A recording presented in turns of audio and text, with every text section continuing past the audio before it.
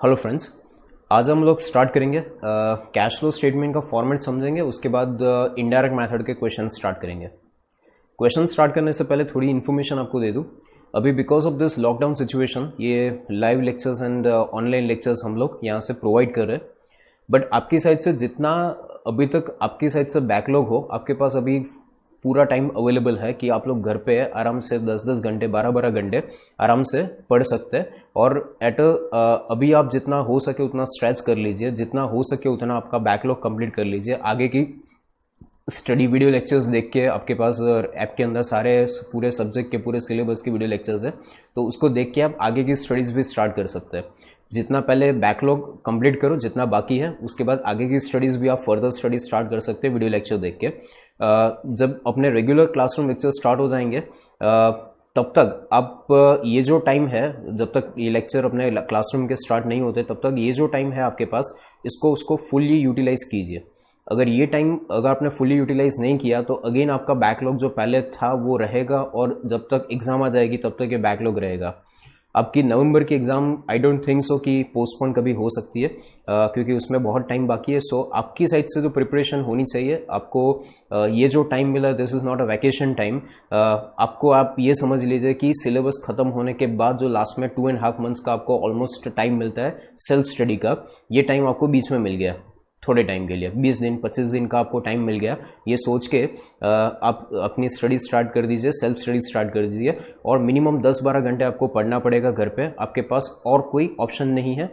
Lectures देखिए और घर पे अपनी सेल्फ स्टडी कीजिए। That is must required. ये लेक्चर्स हम जो प्रोवाइड कर रहे हैं, ये हम अपने घर से, इनफैक्ट सारे फैकल्टी जितने भी लेक्चर्स प्रोवाइड कर रहे हैं सब लोग अपने घर से प्रोवाइड कर, बिकॉज बाहर निकलना अलाउड नहीं है। सो हम घर से लेक्चर्स प्रोवाइड कर रहे हैं। आप सुबह लेक्चर्स देख रहे हैं, ये लेक्चर मैं आपको रिकॉर्ड करके दे रहा हूँ। आप यहाँ पे कॉर्नर में देख सकते हैं टाइमिंग, दैट इज ऑलमोस्ट रात को 1 बजे है। एंड ये लेक्चर हम आपको कल आप सुबह देखेंगे। ये लेक्चर मैंने रिकॉर्ड किया है रात को 1 बजे। सो ये हम सारे फैकल्टीज मिलके आपको बेस्ट सर्विस प्रोवाइड करने का ट्राई कर रहे हैं, बट आपको अपनी साइड से बेस्ट एफर्ट लगाना पड़ेगा। इसके बाद आपके पास कोई टाइम नहीं मिलेगा बैकलॉग कंप्लीट करने का, इससे अच्छा टाइम नहीं मिलेगा। So study hard and take care. Next आगे स्टार्ट करते हैं चैप्टर। कल हमने जो समझा था कैश फ्लो स्टेटमेंट क्या होता है, कैसे काम करता है, कंसेप्ट हमने समझा था। नाउ आगे moving forward, that is cash flow statement की फॉर्मेट क्या है। पहले नेक्स्ट स्टेप ये समझेंगे कि कैश फ्लो स्टेटमेंट कैसे बनता है, उसकी फॉर्मेट क्या है। कैश फ्लो स्टेटमेंट बनाने की 2 मेथड है, डायरेक्ट मेथड, इनडायरेक्ट मेथड। मैंने कल समझाया था 2 मेथड से कैश फ्लो स्टेटमेंट बनता है, डायरेक्ट एंड इनडायरेक्ट मेथड। पहले मैं स्टार्ट कर रहा हूँ, आपको फॉर्मेट समझा रहा हूँ इनडायरेक्ट मेथड का, कि इनडायरेक्ट मेथड से कैश फ्लो स्टेटमेंट हम बनाएंगे, उसकी फॉर्मेट क्या है। एक बार कल का रिविजन कर ले, कैश फ्लो स्टेटमेंट क्या होता है। एक सिंपल लाइन में अगर आंसर बोलना हो कि कैश फ्लो स्टेटमेंट मीनिंग क्या होता है, तो cash flow statement meaning a simple a cash book only, कि बट वो कैश बुक को हम डिफरेंट मैनर में, डिफरेंट फॉर्मेट में प्रेजेंट करते हैं, that is called cash flow statement. जिसके अंदर हम टोटल कैश एक्टिविटी को, बिजनेस की टोटल जितनी कैश इनफ्लोज एंड आउटफ्लो होगा, खाली कैश इनफ्लोज एंड आउटफ्लो और कुछ भी नहीं, only actual cash inflows and outflows to be considered. जितना भी बिजनेस में cash inflow and outflow, total जितना बिजनेस में कैश इनफ्लोज और आउटफ्लो होगा, उसको हम एक अलग फॉर्मेट में प्रेजेंट करेंगे, जिसको बोलते हैं कैश फ्लो स्टेटमेंट। जिसके अंदर 3 एक्टिविटीज के अंदर इसको हम बाइफिकेट करते हैं। First activity is called operating activity, second is called investing activity and third one is called financing activity. ऐसी 3 एक्टिविटी के अंदर इसको हम बाइफिकेट करते हैं। तो कैश फ्लो स्टेटमेंट का फॉर्मेट यहाँ पे मैं ड्रॉ करता हूँ, समझ से जाते हैं साथ साथ। फॉर्मेट के अंदर सबसे पहले कैश फ्लो स्टेटमेंट आप जिस कंपनी का बना रहे हो उसका ऊपर नाम आएगा, और यहाँ पे मैं आपको इनडायरेक्ट मेथड समझा रहा हूँ। 3 कॉलम्स होंगे, पर्टिकुलर्स, अमाउंट के 2 कॉलम, ठीक है। सबसे पहले starting will be like this. Starting first number का जो पॉइंट होगा कैश फ्लो स्टेटमेंट का, that will be cash flow from, that will be cash flow from operating activity, cash flow from operating activity, cash flow from operating activity। सबसे पहले अपना first part होगा। 3 part के अंदर एक cash flow statement बनेगा, जिसके अंदर ये पहला पार्ट होगा cash flow from operating activity. अब ये cash flow from operating activity जो है, ये पूरे कैश फ्लो स्टेटमेंट का मेन पार्ट यही है। The heart you can say that is the major portion of cash flow statement, important portion, that is only operating activity. इसके अंदर जो बेसिक फॉर्मेट है, ये फॉर्मेट आपको याद रखना है और हर क्वेश्चन के अंदर ये फॉर्मेट सबसे पहले, कोई एग्जाम में अगर आपको क्वेश्चन पूछ रहे हैं कि कैश फ्लो स्टेटमेंट बनाओ, तो कैश फ्लो स्टेटमेंट के लिए फर्स्ट ऑफ ऑल आपको ये करना है कि कैश फ्लो स्टेटमेंट के लिए आपको पहले ये फॉर्मेट ड्रॉ करना पड़ेगा, उसके बाद आप क्वेश्चन स्टार्ट कर सकते हैं, ठीक है। तो इसके अंदर सबसे पहले हम लोग स्टार्ट करेंगे, that is net profit.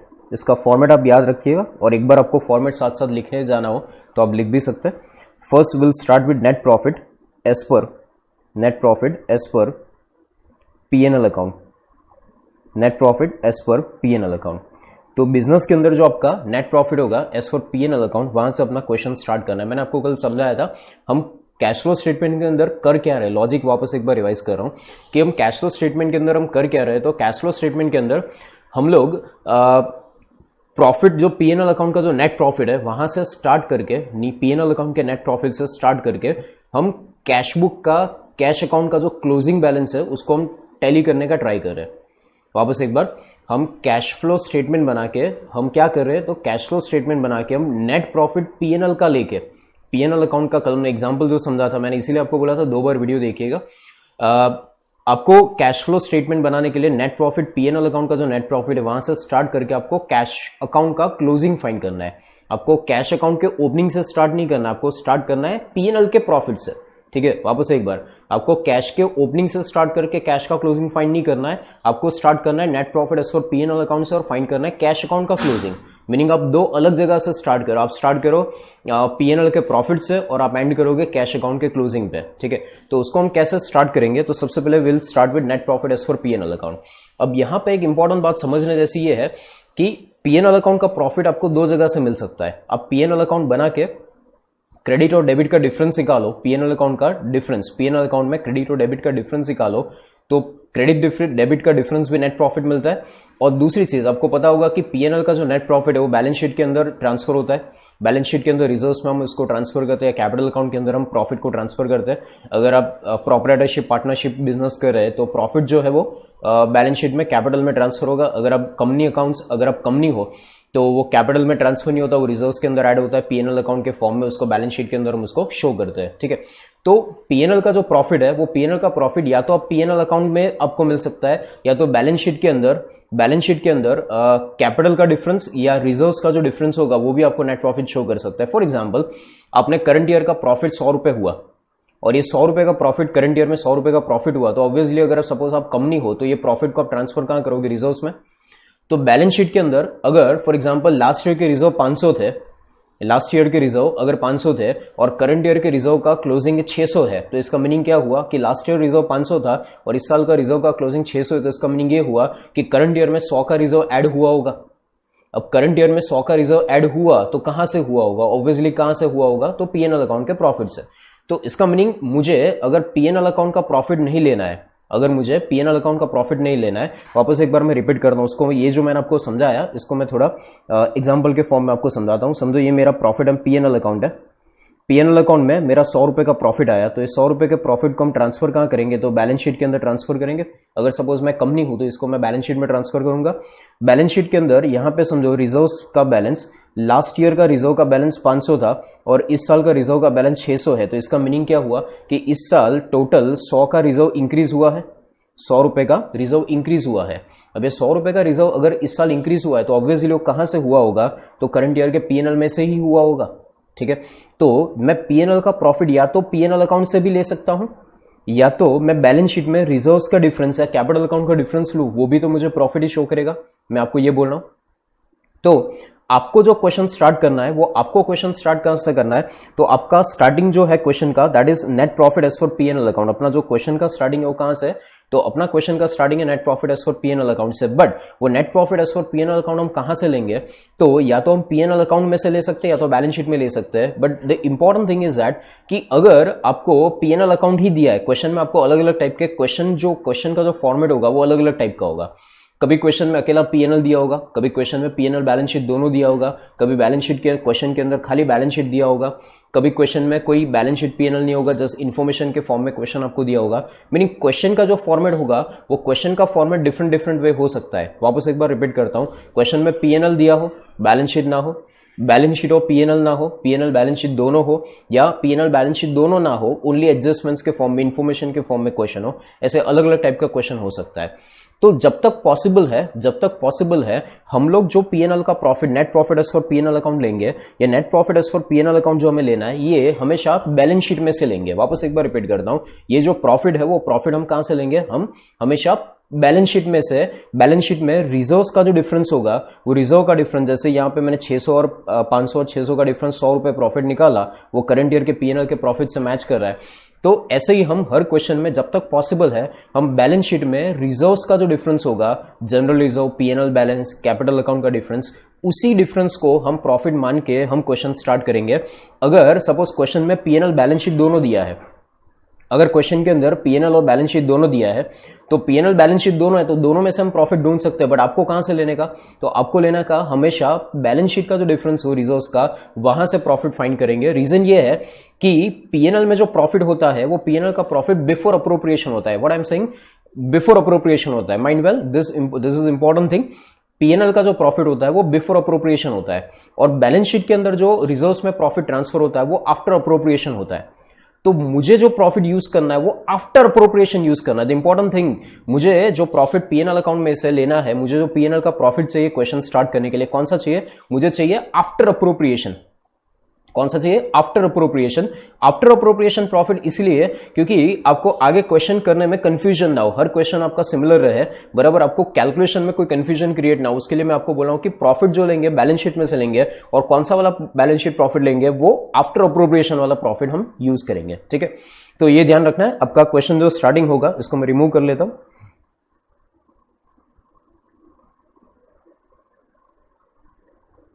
Okay, अपना जो क्वेश्चन स्टार्ट होगा, वापस एक बार, क्वेश्चन स्टार्ट कहां से करना है, तो क्वेश्चन स्टार्ट करना है profit as per PNL account से क्वेश्चन स्टार्ट करेंगे। ठीक है, इसके बाद इसको अंदर ऐड करना है प्लस, इसके अंदर ऐड करना है, प्लस करना है। प्लस क्या करना है, तो प्लस करना है non cash and non operating expenses, non cash and non operating expenses को ऐड करना है। ओके, ये non cash non operating expense add क्यों किया, थोड़ी देर में समझाता हूं। इसके बाद माइनस करना है नॉन कैश, इसके बाद माइनस करना है non cash and non operating incomes, non cash and non operating incomes.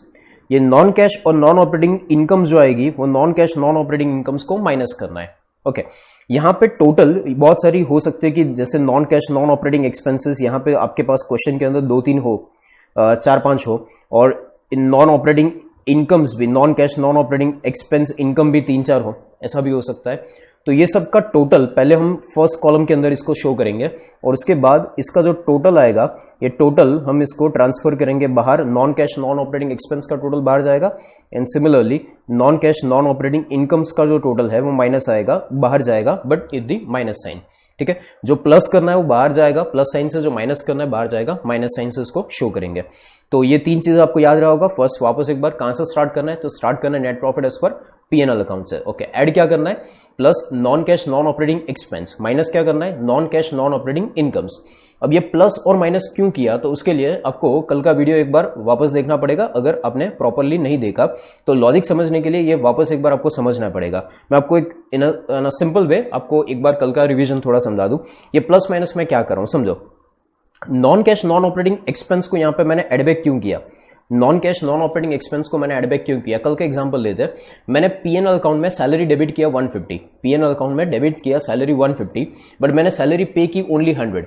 मैंने पीएनएल अकाउंट में, यहाँ पे वापस मैं यहाँ पे एक छोटा सा एग्जांपल यहाँ पे ड्रॉ करके आपको समझाता हूँ। ये समझो मेरा पीएनएल अकाउंट है, पीएनएल अकाउंट में यहाँ पे सैलरी मैंने डेबिट की है 150 रुपीज, बट मैंने इसमें से सैलरी कैश अकाउंट, ये समझो ये मेरा कैश अकाउंट है, सैलरी मैंने पे किया है 100 ओनली। तो इसका मीनिंग ये हुआ कि मेरा बिजनेस 150 रुपीज का एक्सपेंस शो कर रहा है, बट इसमें से मेरा कैश आउटफ्लो कितना हुआ, ओनली 100। अब मैं जो अपना क्वेश्चन है वो पीएनएल के प्रॉफिट से स्टार्ट कर रहा हूं, मैं मेरा क्वेश्चन स्टार्ट कर रहा हूं पीएनएल के नेट प्रॉफिट से। अब ये पीएनएल का नेट प्रॉफिट ढूंढने के लिए तो मैंने 150 को कंसिडर किया था। अब मुझे फाइंड करना है कि कितना एक्चुअल कैश इनफ्लो और आउटफ्लो हुआ। आप समझो, मैं स्टार्ट कर रहा हूं अपने पीएनएल के नेट प्रॉफिट से, और वो पीएनएल का नेट प्रॉफिट ढूंढने के लिए मैंने सैलरी 150 कंसिडर की थी, जो एक्चुअली होनी चाहिए थी 100 to get the cash flow. मेरा कैश आउटफ्लो हुआ था ओनली 100, बट मैं प्रॉफिट ढूंढने के लिए क्या कंसिडर कर रहा हूं 150, तो मुझे 50 रुपीज का एडजस्टमेंट रिवर्स करना पड़ेगा। तो 50 रुपीज, ये 150 को अगर 100 बनाना हो तो 50 रुपीज को क्रेडिट साइड लिख दे तो 100 बन जाएगा। ठीक है, तो 50 को क्रेडिट करो मीनिंग क्या, कल मैंने समझाया था आपको पीएनएल में डेबिट मीनिंग क्या होता है, माइनस होता है, क्रेडिट मीनिंग क्या होता है, प्लस होता है। तो ये 150 को 100 बनाने के लिए 50 को क्रेडिट करना पड़ेगा, क्रेडिट मीनिंग क्या करना पड़ेगा, प्लस। तो वैसे ये जो प्लस किया, ये प्लस का लॉजिक आपको समझ में आया होगा।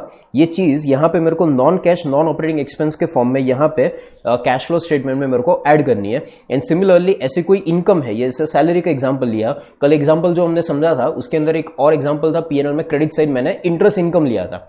तो इंटरेस्ट इनकम अगर पीएनएल में क्रेडिट ज्यादा हो गया बट मिला ही नहीं है, तो आपको रिवर्स करके डेबिट करना पड़ेगा। डेबिट मीनिंग क्या करना पड़ेगा, माइनस करना पड़ेगा। तो माइनस करना पड़ेगा, वो हम यहां पे करेंगे non cash non operating incomes के फॉर्म में, हम इसको डेबिट करेंगे मीनिंग माइनस करेंगे। ठीक है, तो आपको समझ आएगा कि कल का वीडियो जो मैं आपको बोल रहा था 2 बार क्यों देखना है। उसका रीजन ये है कि लॉजिक आपको तभी क्लैरिटी होगी, अदरवाइज आप खाली रट्टा मारोगे कि ये प्लस होगा ये माइनस होगा, पीएनएल डेबिट हुआ तो प्लस कर दो, क्रेडिट हुआ तो माइनस कर दो। ये आप याद करोगे, आंसर आ जाएगा, बट लॉजिक समझ में नहीं आएगा अगर आपने प्रॉपर्ली अंडरस्टैंड नहीं किया है। तो इसीलिए प्लस करना है, plus non cash non operating expense plus करना है, और माइनस करना है non cash non operating incomes को माइनस करना है। ठीक है, तो इसके बाद अपने को एक एग्जांपल यहां से एक अब मेरे को आंसर मिलेगा। यहां तक ये सारी चीजें प्लस माइनस करके, यहां तक जितना भी हमने टोटल किया ये सब प्लस माइनस करके पीएनएल के नेट प्रॉफिट से स्टार्ट किया, उसमें non cash non operating expense को ऐड किया, non cash non operating incomes को माइनस किया, बराबर। तो यहां तक मेरे को एक आंसर मिलेगा, और ये आंसर को हम बोलेंगे कैश फ्लो, इसको हम आंसर को बोलेंगे cash flow before, it is called cash flow before change in working capital, it is called cash flow before change in working capital. Okay, अभी मेरा फर्स्ट पार्ट कैश फ्लो का खत्म नहीं हुआ है। हम क्या पढ़ रहे हैं, तो हम पढ़ रहे 3 पार्ट कैश फ्लो के। उसमें पहला पार्ट हम पढ़ रहे क्या, cash flow from operating activity. अभी ये खत्म नहीं हुआ है, ऑपरेटिंग एक्टिविटी में आगे और भी पॉइंट्स है। एक आंसर मेरा यहां पे फाइंड हुआ, कौन सा, तो इसको हम बोलेंगे cash flow before change in working capital. ये जो आंसर आया हमारा कैश फ्लो का, ये जो आंसर है इसको हम बोलेंगे cash flow before change in working capital. अब ये चेंज इन वर्किंग कैपिटल के पहले का जो आंसर है, अब इसमें हमको प्लस माइनस करना है, इसके अंदर एडजस्टमेंट करना है। ऑब्वियसली ऊपर हमने क्या लिखा है, cash flow before change in working capital, तो अब हम प्लस माइनस करेंगे, प्लस या माइनस करना है चेंज इन वर्किंग कैपिटल। जितना भी वर्किंग कैपिटल के अंदर चेंज आया, ये वर्किंग कैपिटल का चेंज हम यहां पे शो करेंगे, वो प्लस भी हो सकता है माइनस भी हो सकता है। Working capital meaning debtors, creditors, bills receivable, bills payable, stock, बराबर, ये सारी चीजें जो है कैश बैलेंस यहां पे इंक्लूड नहीं करना है। तो ये जो normal debtors, creditors, bills receivable, bills payable, stock in trade वगैरह जो होता है, ये सारी चीजें वर्किंग कैपिटल का पार्ट होता है, जिसको हम यहां पे प्लस माइनस शो करेंगे। अब इसको प्लस माइनस क्यों करेंगे, उसका लॉजिक मैं आपको यहां पे, ये जो भी चीज आएगी, फॉर एग्जांपल यहां पे मैंने डेटर्स शो किया, क्रेडिटर्स शो किया, स्टॉक शो किया, bills payable, bill receivable show किया, बराबर, ये सारी चीजें हम यहां पे शो करेंगे। कोई चीज हो सकता है कि कोई वर्किंग कैपिटल प्लस होगा, कोई वर्किंग कैपिटल माइनस होगा, अगेन कोई वर्किंग कैपिटल प्लस होगा, एंड फाइनली ये सब का जो टोटल आएगा, ये टोटल को हम आउटर कॉलम में शो कर सकते हैं, प्लस या माइनस जो भी साइन से आता है, इसको हम यहां पे एक चीज टोटल करके आउटर कॉलम में शो करेंगे। अब ये वर्किंग कैपिटल प्लस माइनस क्यों किया, उसका लॉजिक मैं समझाऊं। ये भी कल लॉजिक मैंने आपको समझाया था, उसके साथ मैं खाली मेरे आंसर को कनेक्ट करने का ट्राई करूंगा कि मैंने वर्किंग कैपिटल में प्लस माइनस क्यों कर रहा हूं। कल का एक एग्जाम्पल याद करें, कल के एक एग्जाम्पल के अंदर मैंने आपको दिखाया था कि भाई फॉर एग्जाम्पल मैंने ये ट्रेडिंग पीएनएल अकाउंट है, ये ट्रेडिंग पीएनएल अकाउंट है, इसके अंदर मैंने सेल्स किया है, 1000 का सेल्स किया है, समझो ये मेरा सेल्स है, ये मैंने सेल्स किया है, 1000 का सेल्स हुआ है, बट इसमें मेरे कैश अकाउंट के अंदर कलेक्शन हुआ है, ये मेरा कैश अकाउंट है, ये कैश अकाउंट के अंदर मेरा कलेक्शन हुआ है 700 का। मैंने सेल्स कितना किया, 1000 का, बट मेरा कलेक्शन कितना हुआ, 700 का। तो इसका मीनिंग 300 के डेटर्स अभी आउटस्टैंडिंग है। मैंने जो पीएनएल का प्रॉफिट फाइंड किया होगा, नेट प्रॉफिट, वो पीएनएल का नेट प्रॉफिट फाइंड करने के लिए हमने पीएनएल का नेट प्रॉफिट फाइंड करने के लिए हमने ये 1000 का सेल्स कंसिडर किया होगा, बट एक्चुअली कैश इनफ्लो कितना हुआ था, 700 का। तो इसका मीनिंग ये हुआ कि ये प्रॉफिट जो है, ये प्रॉफिट 300 रुपए ज्यादा शो हो रहा है। तो प्रॉफिट जो है उसको रिवर्स करना पड़ेगा या प्रॉफिट को एडजस्ट करना पड़ेगा। एडजस्ट कैसे करेंगे, तो आप देखो यहाँ पे सेल्स आपने 1000 क्रेडिट किया था, बट कैश फ्लोस के साथ मैच करने के लिए 1000 का कैश फ्लो हुआ ही नहीं है, 1000 तो सेल्स हुआ था बट कैश फ्लो कितना हुआ 700, तो ये 1000 को 700 करने के लिए 300 रिवर्स करना पड़ेगा। रिवर्स मीनिंग क्या करना पड़ेगा, तो 300 को डेबिट करना पड़ेगा। डेबिट मीनिंग क्या होता है माइनस, क्रेडिट मीनिंग क्या होता है प्लस। तो यहाँ पे ये 300 यहाँ पे मैं माइनस करूंगा, डेबिट करूंगा मीनिंग माइनस करूंगा। ये सेल्स जो है ये 300 मैंने डेबिट किया बराबर। ये सेल्स की जो इन्फॉर्मेशन है इसको मैं यहाँ पे 300 में सेल्स के नाम पे शो नहीं करूंगा, बट ये जो मैंने चेंज किया ये चेंज जो है वो 300 बैलेंस शीट में डेटर्स शो हो रहा होगा। ये 300 रुपए एग्जैक्टली कहां पड़े हैं, तो बैलेंस शीट के अंदर ये 300 रुपए डेटर्स के फॉर्म में पड़े। कहां पड़े ये 300 रुपए, ये 1000 को मैं 300 कर रहा हूं, ये मैं आपको खाली लॉजिक समझा रहा हूं, बट एक्चुअली ये 300 कहां है, तो 300 बैलेंस शीट में डेटर के फॉर्म में, जिसको ये जो प्रॉफिट पीएनएल का है वो 1000 के बेस पे फाइंड हुआ था एंड इसमें से 700 रिकवर हुआ है, कैश इनफ्लो हुआ है 700, 300 बैलेंस शीट में पड़ा है। तो ये 300 जो डेटर की इफेक्ट है, ये डेटर की इफेक्ट हुई नहीं है इसमें, ये जो डेटर पड़े बैलेंस शीट में ये कलेक्ट हुए ही नहीं है, तो इसको हमें रिवर्स करना है। एंड वो डेटर को जब मैं रिवर्स करूंगा, डेटर की इफेक्ट को रिवर्स करूंगा, that is called cash flow change, that is called change in working capital. और वो change in working capital debtor की वजह से हो सकता है, क्रेडिटर की वजह से हो सकता है, स्टॉक की वजह से हो सकता है, बिल रिसीवेबल, बिल्स पेएबल, ये सारे वर्किंग कैपिटल की वजह से। बैलेंस शीट के अंदर यहाँ पे जितने भी करंट असेट्स और बैलेंस शीट में जितनी भी करंट लायबिलिटीज आएगी, ये सारी करंट असेट्स और करंट लायबिलिटीज की वजह से ये चेंज आ सकता है। और बिकॉज ऑफ दिस लॉजिक हम यहाँ पे वर्किंग कैपिटल को क्या करेंगे, प्लस या माइनस शो करेंगे। So this is the logic of change of working capital. Again ये जो पॉइंट था अगेन कल के क्वेश्चन से कनेक्टेड होगा, अब धीरे धीरे आपको समझ में आ रहा होगा, कल का वीडियो ज्यादा इंपॉर्टेंट था। Next point change in working capital, ये प्लस माइनस करके हमने उसको शो कर दिया। इसके बाद ये जो आंसर आएगा, ये जो फाइनली ऊपर का जो आंसर आया था, ये जो आंसर आया था, इसमें ये वर्किंग कैपिटल प्लस माइनस करने के बाद जो हम आंसर फाइंड करेंगे, ये आंसर को हम बोलते हैं कैश फ्लो बिफोर टैक्स। ये जो आंसर आएगा इसको हम बोलते हैं cash flow before tax.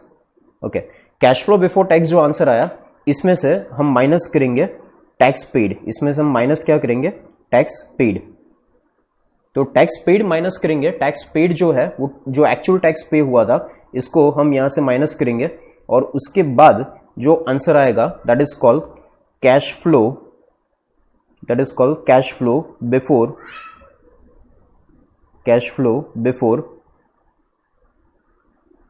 Extra ordinary items, cash flow before extraordinary items. जो आंसर आएगा वो आंसर को हम क्या बोलेंगे, तो टैक्स पेड माइनस करने के बाद जो आंसर आया, टैक्स पेड माइनस करने के बाद जो आंसर आया that is called cash flow before extraordinary items. अब ये टैक्स पेड क्यों माइनस किया था, तो टैक्स पेड इसलिए माइनस किया क्योंकि नॉर्मली कंपनीज के अंदर क्या होता है, तो नॉर्मली कंपनीज के अंदर टैक्स का प्रोविजन होता है।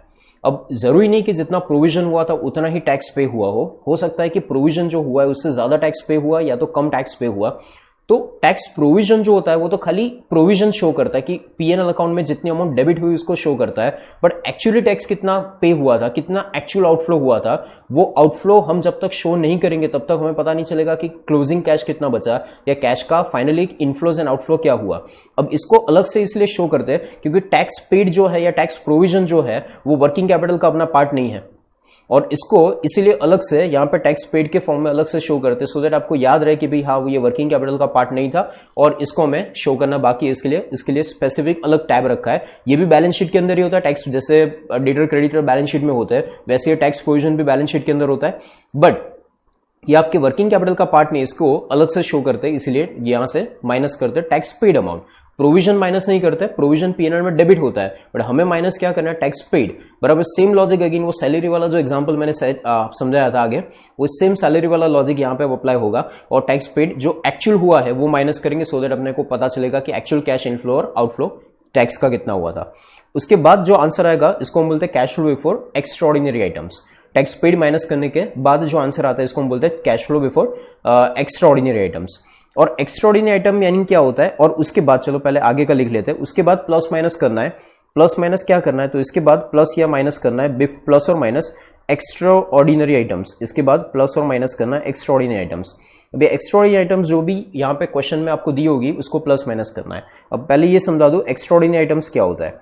तो एक्स्ट्राऑर्डिनरी आइटम्स मीनिंग क्या होता है कि जो बिजनेस की ऑपरेटिंग एक्टिविटी नहीं है, जो बिजनेस में रोज रोज नहीं होता। फॉर एग्जांपल अपने बिजनेस में फायर हुआ और फायर की वजह से इंश्योरेंस कंपनी के पास से क्लेम रिसीव हुआ, तो फायर हुआ, इंश्योरेंस कंपनी से क्लेम के पैसे मिले, तो क्या ये रोज होने वाला है? क्या ये बिजनेस की ऑपरेटिंग एक्टिविटी? बिल्कुल नहीं।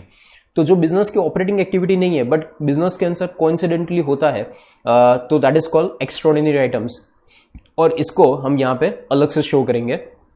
अगर ऐसा कोई एग्जांपल क्वेश्चन के अंदर आपको दिया है, फॉर एग्जांपल कोई एम्प्लॉय है जो वॉलंटरी रिटायरमेंट हो रहा है, कोई वॉलंटरी रिटायरमेंट ले रहा है, तो आपको पता होगा कि कोई एम्प्लॉय अगर सपोज की वॉलंटरी रिटायरमेंट लेता है तो उसको वीआरएस के फॉर्म में एक बड़ी अमाउंट सैलरी के फॉर्म में, सैलरी के और में एक बड़ी अमाउंट पे होती है। अब ये वीआरएस जो है एम्प्लॉय हर साल सेम एम्प्लॉय रिटायर नहीं होने वाला है, और ये बिजनेस की ऑर्डिनरी एक्टिविटी का पार्ट नहीं है, तो इट इज एक्स्ट्राऑर्डिनरी एक्टिविटी, तो इसको हम अलग से शो करेंगे।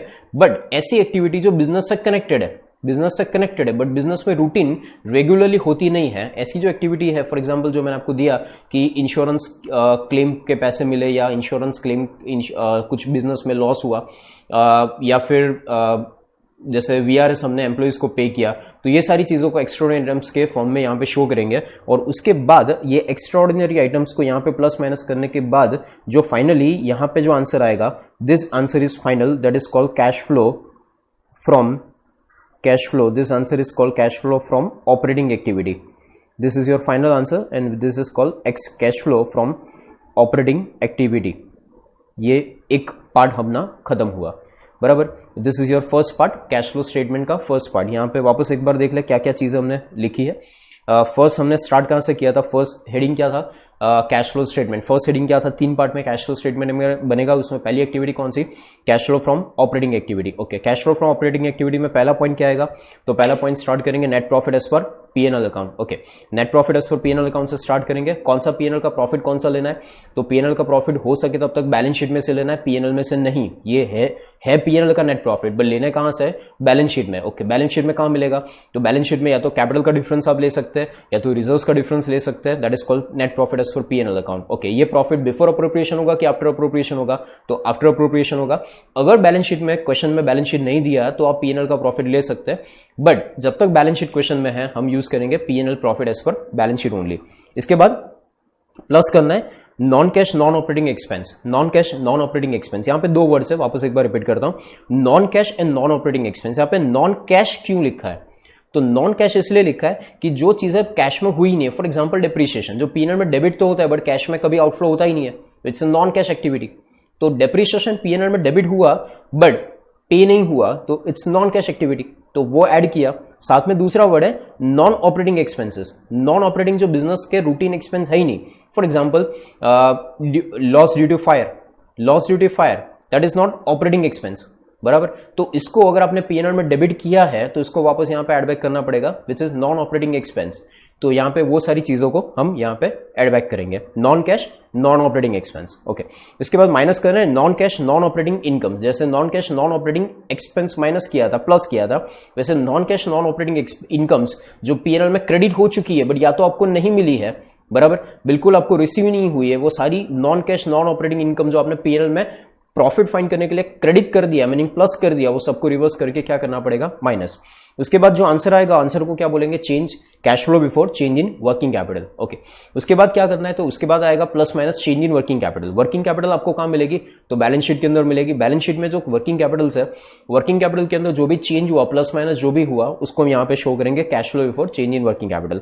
उसके बाद ये प्लस माइनस करेंगे चेंज इन वर्किंग कैपिटल, फिर इसके बाद आंसर जो आएगा वो आंसर को हम क्या बोलेंगे? Cash flow before tax. उसके बाद माइनस क्या करेंगे? टैक्स पेड माइनस करेंगे, तो आंसर क्या आएगा? Cash flow before extraordinary items. और एक्स्ट्राऑर्डिनरी आइटम्स को प्लस माइनस करने के बाद जो आंसर आएगा उसको हम बोलेंगे cash flow from operating activity. ये हमारा यहाँ पे first part cash flow statement का यहाँ पे एक पार्ट कंप्लीट होता है। ओके, इसके बाद आगे बहुत सिंपल है। आगे सेकंड एंड थर्ड पार्ट के अंदर ये पूरा बाइफिकेशन इतना सारा नहीं है। सेकंड पार्ट जो आएगा बी पॉइंट, जो पहला पॉइंट था इसका नाम क्या था? Cash flow from operating activity. जो अपना सेकंड पार्ट है कैश फ्लो स्टेटमेंट का, that is called cash flow from investing activity. Second part आएगा that is called cash flow from investing activity. अब इन्वेस्टिंग एक्टिविटी यानी क्या? जो बिजनेस की रूटीन ऑपरेटिंग एक्टिविटी नहीं होती बट जिसकी वजह से बिजनेस में कैश इनफ्लो या आउटफ्लो तो होता है। फॉर एग्जांपल, आपके बिजनेस में कैश पड़ा था, आपके बिजनेस के अंदर कैश पड़ा था और आपने वो कैश में से कोई इन्वेस्टमेंट किया, एफडी की, या लैंड परचेस की, मशीनरी परचेस किया, या कहीं पे आपने पैसा इन्वेस्ट किया है, बराबर। तो किसी को आपने लॉन्ग टर्म या शॉर्ट टर्म लोन्स एडवांसेस आपने किसी को दिया है, तो ये सारी एक्टिविटी जो इन्वेस्टिंग एक्टिविटी के फॉर्म में आप जो बिजनेस में करते हो, जो आपकी बिजनेस की रूटीन बिजनेस जो आपका मेन बिजनेस एक्टिविटी उससे कनेक्टेड नहीं है, बट आप जो बिजनेस में ऐसी कोई एक्टिविटी करते हो जो जिससे कैश इनफ्लो आउटफ्लो होता है और जो इन्वेस्टिंग के फॉर्म में है, तो वो सारी चीजों को हम यहाँ पे शो करेंगे, बराबर। और वो कैसे शो करना है, प्रेजेंट कैसे करना है, वो खाली आपको मैं फॉर्मेट अभी समझा रहा हूं। कैलकुलेशन जो आएगा वो आपको ज्यादा क्लैरिटी आएगी कि कैसे करते हैं, और बार बार मैं सेम लॉजिक रिपीट करता रहूंगा, सो आपको समझ में आता जाए, आपको रिवीजन होता जाए कि वो कैलकुलेशन हम कैसे कर रहे हैं। सो cash flow from investing activity. अब ये cash flow from investing activity हो सकता है कि इनफ्लोज भी हो या तो आउटफ्लो भी हो, अगेन इनफ्लो भी हो या तो आउटफ्लो भी हो। ये जो भी inflows and outflow investing activity का होगा, इसको हम यहाँ पे टोटल फाइनली आउटर कॉलम में शो कर देंगे, बराबर। That is your total cash flow from operating investing activity. इसके बाद थर्ड नंबर का जो लास्ट पॉइंट आता है, that is C number point, that is called cash flow from financing activity. This is called cash flow from financing activity. Cash flow from financing activity meaning by what, कि ऐसी activity कि जो business के अंदर operating nature की नहीं है, but जिसकी वजह से इनफ्लो या आउटफ्लो होता है, जो इन्वेस्टिंग के फॉर्म में भी नहीं है, जो ऑपरेटिंग के फॉर्म में भी नहीं है, बट स्टिल इसकी वजह से कैश इनफ्लो आउटफ्लो होता है, that is called financing activity. For example, आपने शेयर कैपिटल रेज किया, कैपिटल पार्टनर्स ने बिजनेस के अंदर कैपिटल इंट्रोड्यूस किया, शेयर कैपिटल आपने रेज किया, प्रेफरेंस शेयर कैपिटल इशू किए, डिबेंचर रिडेम्पशन किया, डिबेंचर इशू किया, लोन लॉन्ग टर्म बोरिंग्स किया, लॉन्ग टर्म बोरिंग्स का रिपेमेंट किया, बैंक से लोन ली, बैंक का लोन रिपेमेंट किया, तो यहां से कैश इनफ्लो आउटफ्लो होता है, बट ये बिजनेस के ऑपरेटिंग एक्टिविटी का पार्ट नहीं है, जिसको हम पीएनएल में दिखाते नहीं है, जिसको हम सीधा बैलेंस शीट में इफेक्ट देते हैं। अगर आपने समझो डिबेंचर इशू किया तो पीएनएल में कहां आता है, अगर आपने बिजनेस में लोन लिया तो पीएनएल में कहां आता है, अगर आपने इक्विटी शेयर इश्यू किया तो पीएनएल में कहां आता है, जो बैलेंस शीट में डायरेक्टली होता है, बट जिसकी वजह से कैश इनफ्लो या आउटफ्लो होता है। ठीक है, तो कैश इनफ्लो या आउटफ्लो जो बिजनेस में होता है उसको हम यहाँ पे कहां शो करेंगे, तो cash flow from financing activity के अंदर शो करेंगे। और ये जो चीजें है, ये भी हो सकता है कि वो इनफ्लोज के फॉर्म में भी हो या तो आउटफ्लो के फॉर्म में भी हो। बिजनेस में अगर आप डिबेंचर इश्यू करोगे तो इनफ्लो होगा, बट डिबेंचर रिडीम करोगे तो आउटफ्लो भी हो सकता है। तो इसको हम फाइनली इसको यहाँ पे टोटल करके बार शो करेंगे। एंड फाइनली 3 आंसर हमें मिले, एक आंसर मिला ऑपरेटिंग एक्टिविटी का, दूसरा आंसर मिला इन्वेस्टिंग एक्टिविटी का, और तीसरा आंसर जो मिला वो फाइनेंसिंग एक्टिविटी का। इसके बाद लास्ट एक पॉइंट है, इसके अंदर हमें फाइनली यहां पे ऐड करना है, प्लस करना है, प्लस ओपनिंग कैश, प्लस यहां पे ऐड करना है plus opening cash plus cash equivalence, add करना है opening cash plus cash equivalence. हमने जो यहाँ पे वर्किंग कैपिटल वाला जो पोर्शन लिया था, ये वर्किंग कैपिटल के अंदर मैंने आपको बोला था कि कैश यहाँ पे इंक्लूड नहीं करना है, क्योंकि कैश के लिए अलग से अलग हेडिंग है। तो जैसे मेरे को क्लोजिंग कैश फाइंड करना है, तो ऑब्वियसली ओपनिंग कैश को तो कंसीडर करना ही पड़ेगा ना। हम क्वेश्चन स्टार्ट कहां से करें, हम क्वेश्चन स्टार्ट करें पीएनएल के प्रॉफिट से, जहां पे हमने ओपनिंग कैश तो कहीं पे लिया ही नहीं, तो ओपनिंग कैश बैलेंस को कहीं तो कंसीडर करना पड़ेगा, तो ही तो क्लोजिंग कैश बैलेंस मिलेगा। बट हम ओपनिंग कैश बैलेंस से स्टार्ट नहीं करें क्वेश्चन। ओपनिंग कैश बैलेंस आपके बिजनेस में है सही, बट हमने ओपनिंग कैश बैलेंस को अलग रखा और बाकी पूरे बिजनेस में जितनी भी एक्टिविटी हुई थी वो बाकी सारी एक्टिविटी को अलग रखा। ओपनिंग कैश और ओपनिंग कैश इक्विवेलेंस, इक्विवेलेंस क्या होता है समझाता हूं आपको। ओपनिंग कैश और कैश इक्विवेलेंस जो है, ये हमने ओपनिंग कैश, जो कैश अकाउंट का ओपनिंग आप बोल सकते हो, उसको हमने अलग रखा और कैश का ओपनिंग अलग किया, और बाकी पूरे बिजनेस में जितने भी ऑपरेटिंग, इन्वेस्टिंग या फाइनेंसिंग एक्टिविटी थ्रू जो कैश इनफ्लो आउटफ्लो हुआ था उसको हमने ऐड किया। यानी फाइनली क्या हुआ, तो इसकी वजह से आपका फाइनली पूरा कैश अकाउंट बन गया। ओपनिंग कैश लिया, बाकी activity wise operating, financing, investing activity wise total cash inflow outflow हमने अलग कंसिडर किया। सो ऑब्वियसली अब ये 4 चीजों को मिलाएंगे, opening cash balance, operating activity का इनफ्लो, इन्वेस्टिंग का इनफ्लो, फाइनेंसिंग का इनफ्लो, ये 4 चीजों को हम प्लस माइनस करेंगे तो फाइनली हमें क्या मिलेगा, तो फाइनली जो आंसर आएगा वो आंसर अपने को क्या मिलेगा, तो आंसर आएगा अपना, normally this answer will be called as closing cash plus cash equivalent. जो आंसर आएगा वो आंसर को हम क्या बोलेंगे, closing cash and cash equivalence.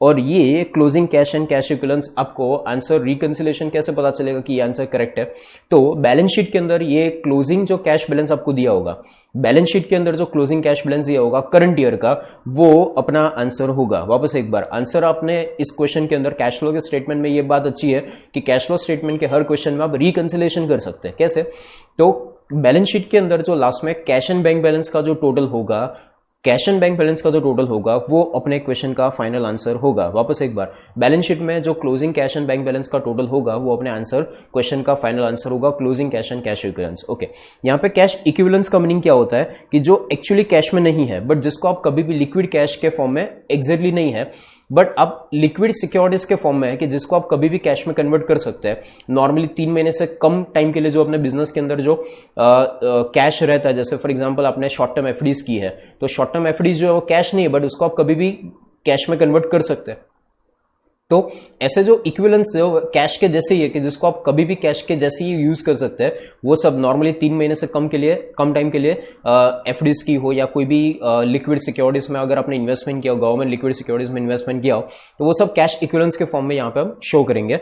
और यहाँ पे opening cash and cash equivalence यहाँ पे ऐड किया और फाइनली जो आंसर आएगा वो आंसर को हम क्या बोलेंगे, closing cash and cash equivalence. ठीक है, तो ये अपना पूरा कैश फ्लो स्टेटमेंट का इनडायरेक्ट मेथड का ये फॉर्मेट हुआ। ठीक है, अब ये इनडायरेक्ट मेथड का एक बार फॉर्मेट आपको समझ में आ जाए, इसके बाद कैलकुलेशन स्टार्ट करते हैं क्वेश्चन से। पहले से हम क्वेश्चन स्टार्ट करेंगे इनडायरेक्ट मेथड का, और अपनी बुक के अंदर पहले 3rd नंबर के क्वेश्चन से इनडायरेक्ट मेथड स्टार्ट होता है। फर्स्ट एंड सेकंड क्वेश्चन जो है वो डायरेक्ट मेथड का है, वो बाद में देखेंगे। 3rd नंबर के क्वेश्चन से हम स्टार्ट करें friends. Now we are starting with the question number 3, first question chapter में से, that is question number 3 book में से क्वेश्चन रीड करते। 3rd number question indirect method का क्वेश्चन, इसलिए 3rd नंबर के क्वेश्चन से स्टार्ट कर रहा हूँ। क्वेश्चन 1 2 डायरेक्ट मेथड का क्वेश्चन है तो उसको बाद में करेंगे। Okay, now question number 3 question पढ़ते। So question is like this, the comparative balance sheet of messrs Weldon for the 2 years were as follow. कोई पर्सन है जिसका नाम है मिस्टर वेल्डन, जिसकी आपको 2 साल की बैलेंस शीट दी है। मैंने आपको क्वेश्चन में बोला था आगे कि या तो क्वेश्चन के अंदर आगे जब हम फॉर्मेट जो समझ रहे थे तब मैंने आपको बताया था कि या तो क्वेश्चन के अंदर आपको बैलेंस शीट दिया होगा, या तो पीएनएल दिया होगा, या तो दोनों दिया होगा, या दोनों में से कुछ नहीं दिया होगा। क्वेश्चन के अंदर खाली इन्फॉर्मेशन दी होगी। इस क्वेश्चन के अंदर आपको पीएनएल नहीं दिया है। अब देखो क्वेश्चन के अंदर आपको खाली क्या दिया है, बैलेंस शीट दिया है। ये क्वेश्चन को समझना बहुत इंपॉर्टेंट है कि क्वेश्चन के अंदर कौन सा डेटा है, हम कहाँ से क्वेश्चन चालू करेंगे। हर क्वेश्चन डिफरेंटली आपको दिया होगा, आपका कैलकुलेशन सिमिलर होगा, बट क्वेश्चन का एग्जीक्यूशन जो पॉइंट होगा कि क्वेश्चन कहाँ से स्टार्ट करना है, कैसे स्टार्ट करना है, वो हर क्वेश्चन में डिफरेंट होगा। So you have to understand first, you have to check first कि हमको क्वेश्चन के अंदर क्या दिया है, पीएनएल दिया है, बैलेंस शीट दिया है, दोनों दिया है, कुछ नहीं दिया है, खाली इन्फॉर्मेशन है, क्या है। इस क्वेश्चन के अंदर आपको खाली 2 साल की बैलेंस शीट दी है, current year previous year. Current year is 2014 and previous year is 2013। Okay, आपको 2 साल की बैलेंस शीट दी है। बैलेंस शीट में क्या क्या है चेक करें। तो सबसे पहले है कैपिटल अकाउंट बैलेंस, और एक इंपॉर्टेंट चीज यहाँ पे ऊपर फर्स्ट लाइन में आपने मार्क किया हो तो ऊपर फर्स्ट लाइन में लिखा है the comparative balance sheet of Mister Weldon. यहाँ पे लिखा है the word uses Mister Weldon. इसका मीनिंग ये हुआ कि आपको जो बैलेंस शीट दी है ये कोई कंपनी की बैलेंस शीट नहीं, it's a proprietorship business. Mister Weldon यहाँ पे लिमिटेड कंपनी या आगे कहीं पीछे प्राइवेट लिमिटेड वर्ड यूज नहीं हुआ है। तो this is very important thing कि ये जो क्वेश्चन है ये प्रोप्राइटरशिप क्वेश्चन है, प्रोप्राइटरशिप कंसेप्ट का क्वेश्चन है, इंडिविजुअल बिजनेस का क्वेश्चन है। ये कंपनी का कैश फ्लो स्टेटमेंट नहीं है। वैसे इंडिविजुअल बिजनेस के अंदर कैश फ्लो स्टेटमेंट बनाना कंपलसरी तो नहीं है, बट यहाँ पे आपको कोई इंडिविजुअल के लिए कैश फ्लो स्टेटमेंट बनाने का पूछा है जो हमें प्रिपेयर करना पड़ेगा। So cash flow statement Mister Weldon का मीनिंग इंडिविजुअल बिजनेस का हम कैश फ्लो स्टेटमेंट बनाएंगे। आगे पढ़ते क्या क्या इन्फॉर्मेशन है। तो सबसे पहले capital account balance given 1,50,000, 1,50,000, 1,75,000, loan from bank. Okay, capital account में क्या क्या चेंज आया उसको कंपैरिजन समझ से जाते हैं। तो कैपिटल अकाउंट का बैलेंस प्रीवियस ईयर में 150 था और अभी 175 है, सो कैपिटल इंक्रीज हो रही है। आपको ये सब चीज़ें इंटरप्रेट करना स्टार्ट करना पड़ेगा। जब आप क्वेश्चन पढ़ रहे हो तो ये सारी चीज़ों को आपको इंटरप्रेट करना पड़ेगा कि क्वेश्चन में क्या डेटा में प्रीवियस ईयर की कंपेयर में क्या चेंज आया था, ये आपको समझना पड़ेगा। Next second one is loan from bank. Loan from bank में लास्ट ईयर 1,60,000 का बैलेंस था और इस साल का बैलेंस है 1 लाख रुपीज़। इसका मीनिंग क्या होता है, तो लास्ट ईयर 160 का बैलेंस था और इस साल का बैलेंस अगर 1 लाख रुपीज़ है, इसका मीनिंग ये हुआ कि आपने 60,000 की लोन का रीपेमेंट किया होगा। ठीक है, आगे क्रेडिटर्स 90,000 है लास्ट ईयर और इस साल है 1 लाख। ये वर्किंग कैपिटल में पार्ट में आता है, ये देखते हैं बाद में समझेंगे। इसके बाद बिल्स पेबल लास्ट ईयर 50,000 था, इस साल 40,000 है, ये भी वर्किंग कैपिटल पार्ट में आएगा।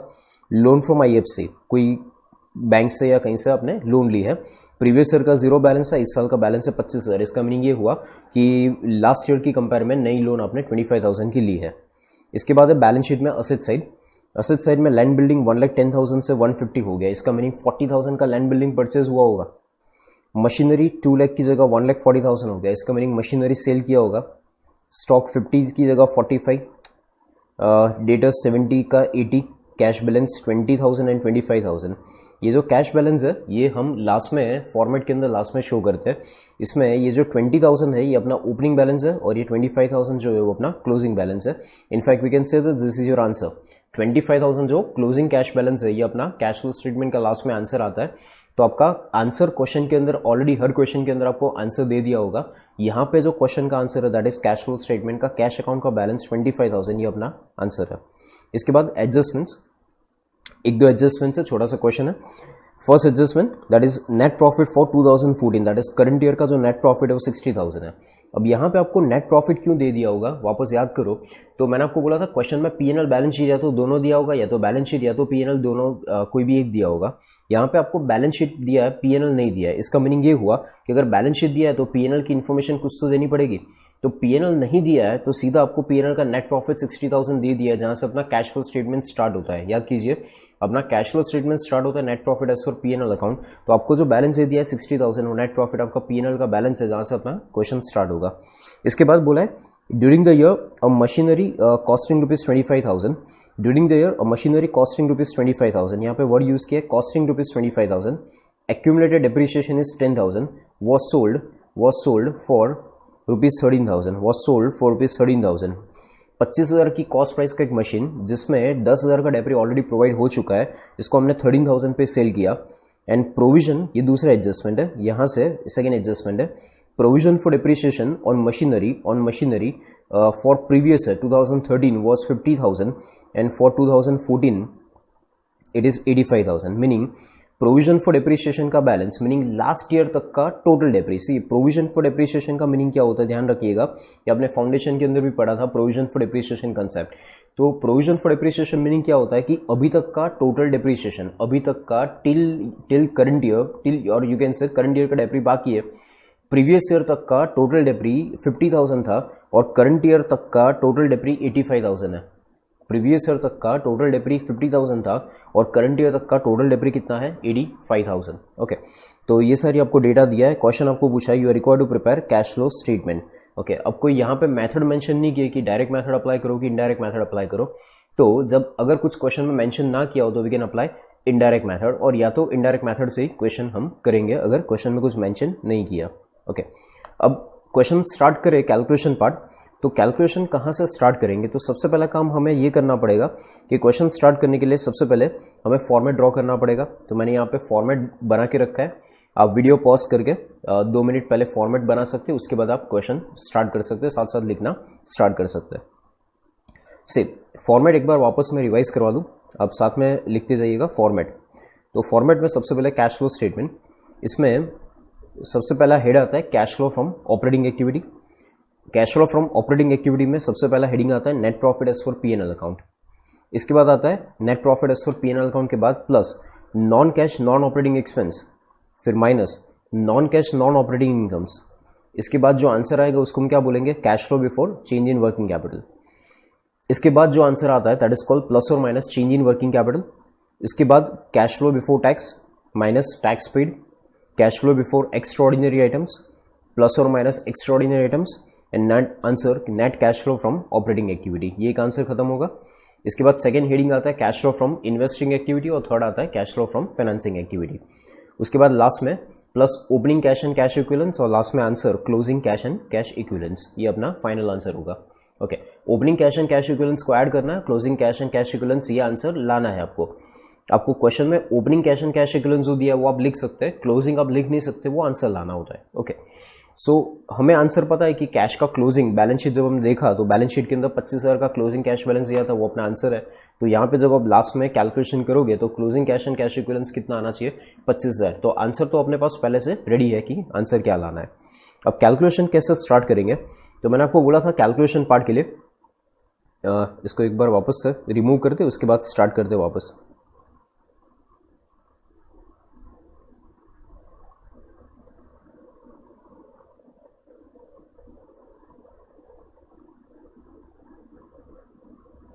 Okay, now calculation part start करें तो सबसे पहले अपना क्वेश्चन स्टार्ट कहाँ से होगा, तो हमेशा अपना जो क्वेश्चन है वो क्वेश्चन हमेशा नेट प्रॉफिट से सबसे पहले स्टार्ट करेंगे। नेट प्रॉफिट मैंने आपको बोला था दो जगह से मिल सकता है, या तो पीएनएल से मिलेगा या तो बैलेंस शीट में से मिलेगा। हमें कहाँ से लेना होता है, बैलेंस शीट में से। बट ये जो क्वेश्चन है, ये क्वेश्चन मैंने आपको बताया कि ये जो क्वेश्चन है ये इंडिविजुअल बिजनेस का है, प्रोप्राइटरशिप बिजनेस का बैलेंस शीट है। और प्रोप्राइटरशिप बिजनेस में क्या होता है कि बैलेंस शीट में कैपिटल अकाउंट होता है। ऑब्वियसली ये जो प्रॉफिट हुआ है, आप समझो ये प्रॉफिट जो आपको नीचे दिया है 60,000 रुपीज एडजस्टमेंट के अंदर प्रॉफिट दिया है, ऑब्वियसली ये प्रॉफिट को ट्रांसफर कहाँ किया होगा, ऑब्वियसली कैपिटल अकाउंट के अंदर ट्रांसफर किया होगा। प्रॉफिट जो है वो ऑब्वियसली कैपिटल अकाउंट में ट्रांसफर किया होगा। अब आपको पता है कि कैपिटल अकाउंट के अंदर खाली प्रॉफिट ट्रांसफर नहीं होता, कैपिटल का एडिशन भी होता है, विड्रॉल भी होता है। तो इसका मीनिंग ये हुआ कि जो कैपिटल का ओपनिंग और क्लोजिंग आप यहाँ पे देख रहे हैं 150 एंड 175 कैपिटल का ओपनिंग और क्लोजिंग है, देखो तो इसमें डिफरेंस आपको 25,000 का ही दिख रहा है, जबकि प्रॉफिट तो 60,000 है। ऑब्वियसली प्रॉफिट ये कैपिटल अकाउंट में ट्रांसफर तो किया ही होगा। तो अगर कैपिटल का ओपनिंग क्लोजिंग 25,000 ही है, डिफरेंस ओपनिंग और क्लोजिंग का डिफरेंस 25 है, और करंट ईयर का प्रॉफिट 60,000 हुआ था, तो ऑब्वियसली इसका मीनिंग ये हुआ कि कैपिटल के अंदर और भी चेंजेस हुए थे। तो आपको जो प्रॉफिट आपको लेना है, मैंने आपको बोला था, मैं आपको ये सारी चीजें ये इसलिए बता रहा हूं कि मैंने आपको ये बोला था कि प्रॉफिट आपको कहां से लेना है। प्रॉफिट आपको क्वेश्चन स्टार्ट करने के लिए पीएनएल अकाउंट में से नहीं लेना है, आपको कहां से लेना है, बैलेंस शीट से। तो बैलेंस शीट से प्रॉफिट लेना ये बात बराबर, बट वो कहां पे अप्लाई करना, वो अप्लाई करना अब कंपनी के बैलेंस शीट में। ये इंडिविजुअल प्रोप्राइटरशिप की बैलेंस शीट है, इसके अंदर आप कैपिटल अकाउंट का ऑब्वियसली प्रॉफिट बैलेंस शीट में कहां होगा, कैपिटल अकाउंट में ही होगा, ऑब्वियसली होगा, कैपिटल अकाउंट में ही है और होगा ही उसमें। बट कैपिटल अकाउंट के अंदर जो प्रॉफिट है, ये कैपिटल अकाउंट वाला प्रॉफिट ऑलरेडी कैपिटल के अंदर प्रॉफिट ऐड हो चुका है, बट उसमें एडिशन विड्रॉल भी हुआ होगा जो हमें पता नहीं है। तो इसमें क्वेश्चन में ऑलरेडी अगर क्वेश्चन में अलग से नेट प्रॉफिट आपको पीएनएल का दे दिया है, तो हम वो पीएनएल का जो नेट प्रॉफिट है 60,000 वहीं से स्टार्ट करेंगे, बैलेंस शीट के कैपिटल अकाउंट के डिफरेंस से स्टार्ट नहीं करेंगे। ऑब्वियसली आप बोल सकते हैं कि कैपिटल अकाउंट का डिफरेंस जो है वो भी प्रॉफिट होगा, बट कैपिटल अकाउंट का डिफरेंस जो देखे तो कैपिटल अकाउंट का डिफरेंस तो खाली 25,000 ही दिख रहा है, जबकि प्रॉफिट तो 60,000 है। तो इसका मीनिंग कैपिटल अकाउंट में और भी चेंजेस है, तो इसीलिए कैपिटल अकाउंट में से मैं प्रॉफिट नहीं ले रहा हूं। नॉर्मली मैंने आपको बोला था कि बैलेंस शीट से प्रॉफिट निकालना है, बट इस क्वेश्चन में बिकॉज ये इंडिविजुअल बिजनेस है, प्रोप्राइटरशिप बिजनेस है, इसमें प्रॉफिट जो क्वेश्चन में नीचे दिया है एडजस्टमेंट में 60,000, वहां से हम स्टार्ट करेंगे। ठीक है, सो अपना कैलकुलेशन स्टार्ट करें तो सबसे पहले कैश फ्लो स्टेटमेंट में यहाँ से इंफॉर्मेशन रखते जाते हैं। सबसे पहला काम यहाँ से कैश फ्लो स्टेटमेंट, इसके अंदर net profit as per PNL account, net profit as per PNL account कितना दिया था एक बार वापस देख ले, अमाउंट कितनी थी 60,000। तो net profit as per PNL account 60,000, यहाँ से अपना कैलकुलेशन पार्ट स्टार्ट करते हैं।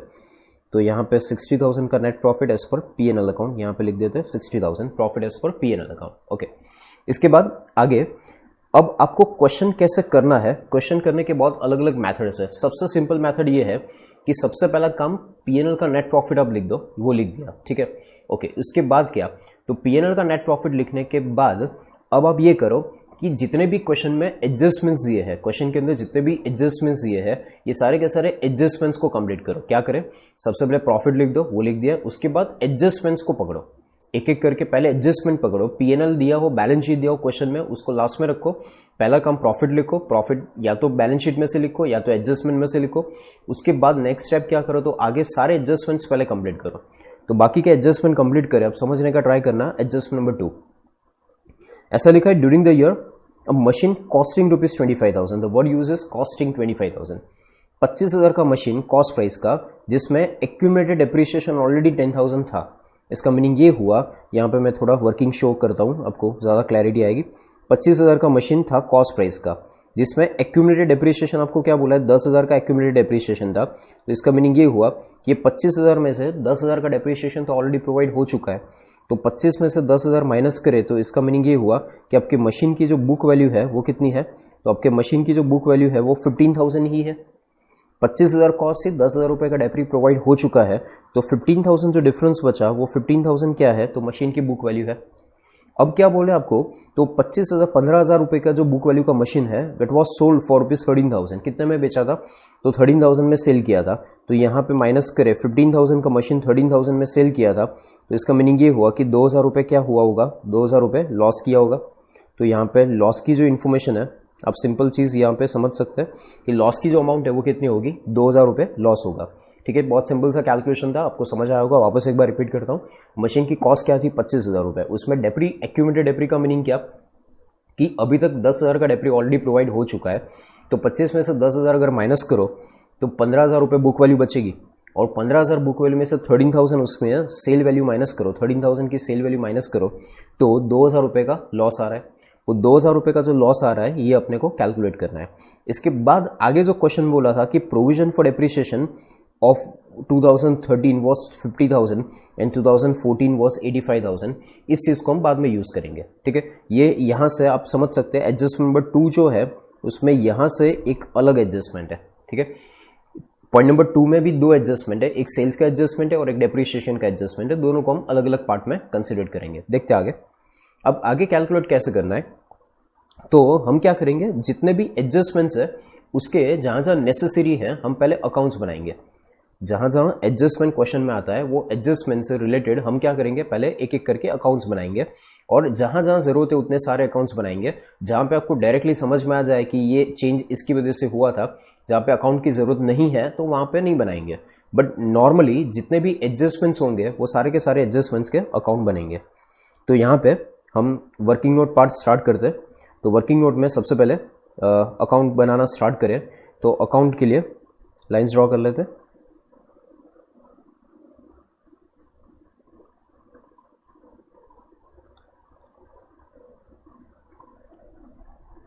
ओके, हम कौन सा अकाउंट बना रहे हैं वो देख ले वापस एक बार। अकाउंट क्वेश्चन में हम यहाँ पे लैंड एंड बिल्डिंग है और मशीनरी है। हमारे पास फिक्स असेट में 2 चीज़ें हैं, लैंड एंड बिल्डिंग और मशीनरी। हमको एडजस्टमेंट किस चीज़ का दिया है, तो मशीनरी का एडजस्टमेंट दिया है, तो हम अकाउंट कौन सा बनाएंगे, ऑब्वियसली मशीनरी का अकाउंट बनाएंगे। तो यहाँ पे अकाउंट का हेडिंग दे देते हैं मशीनरी अकाउंट।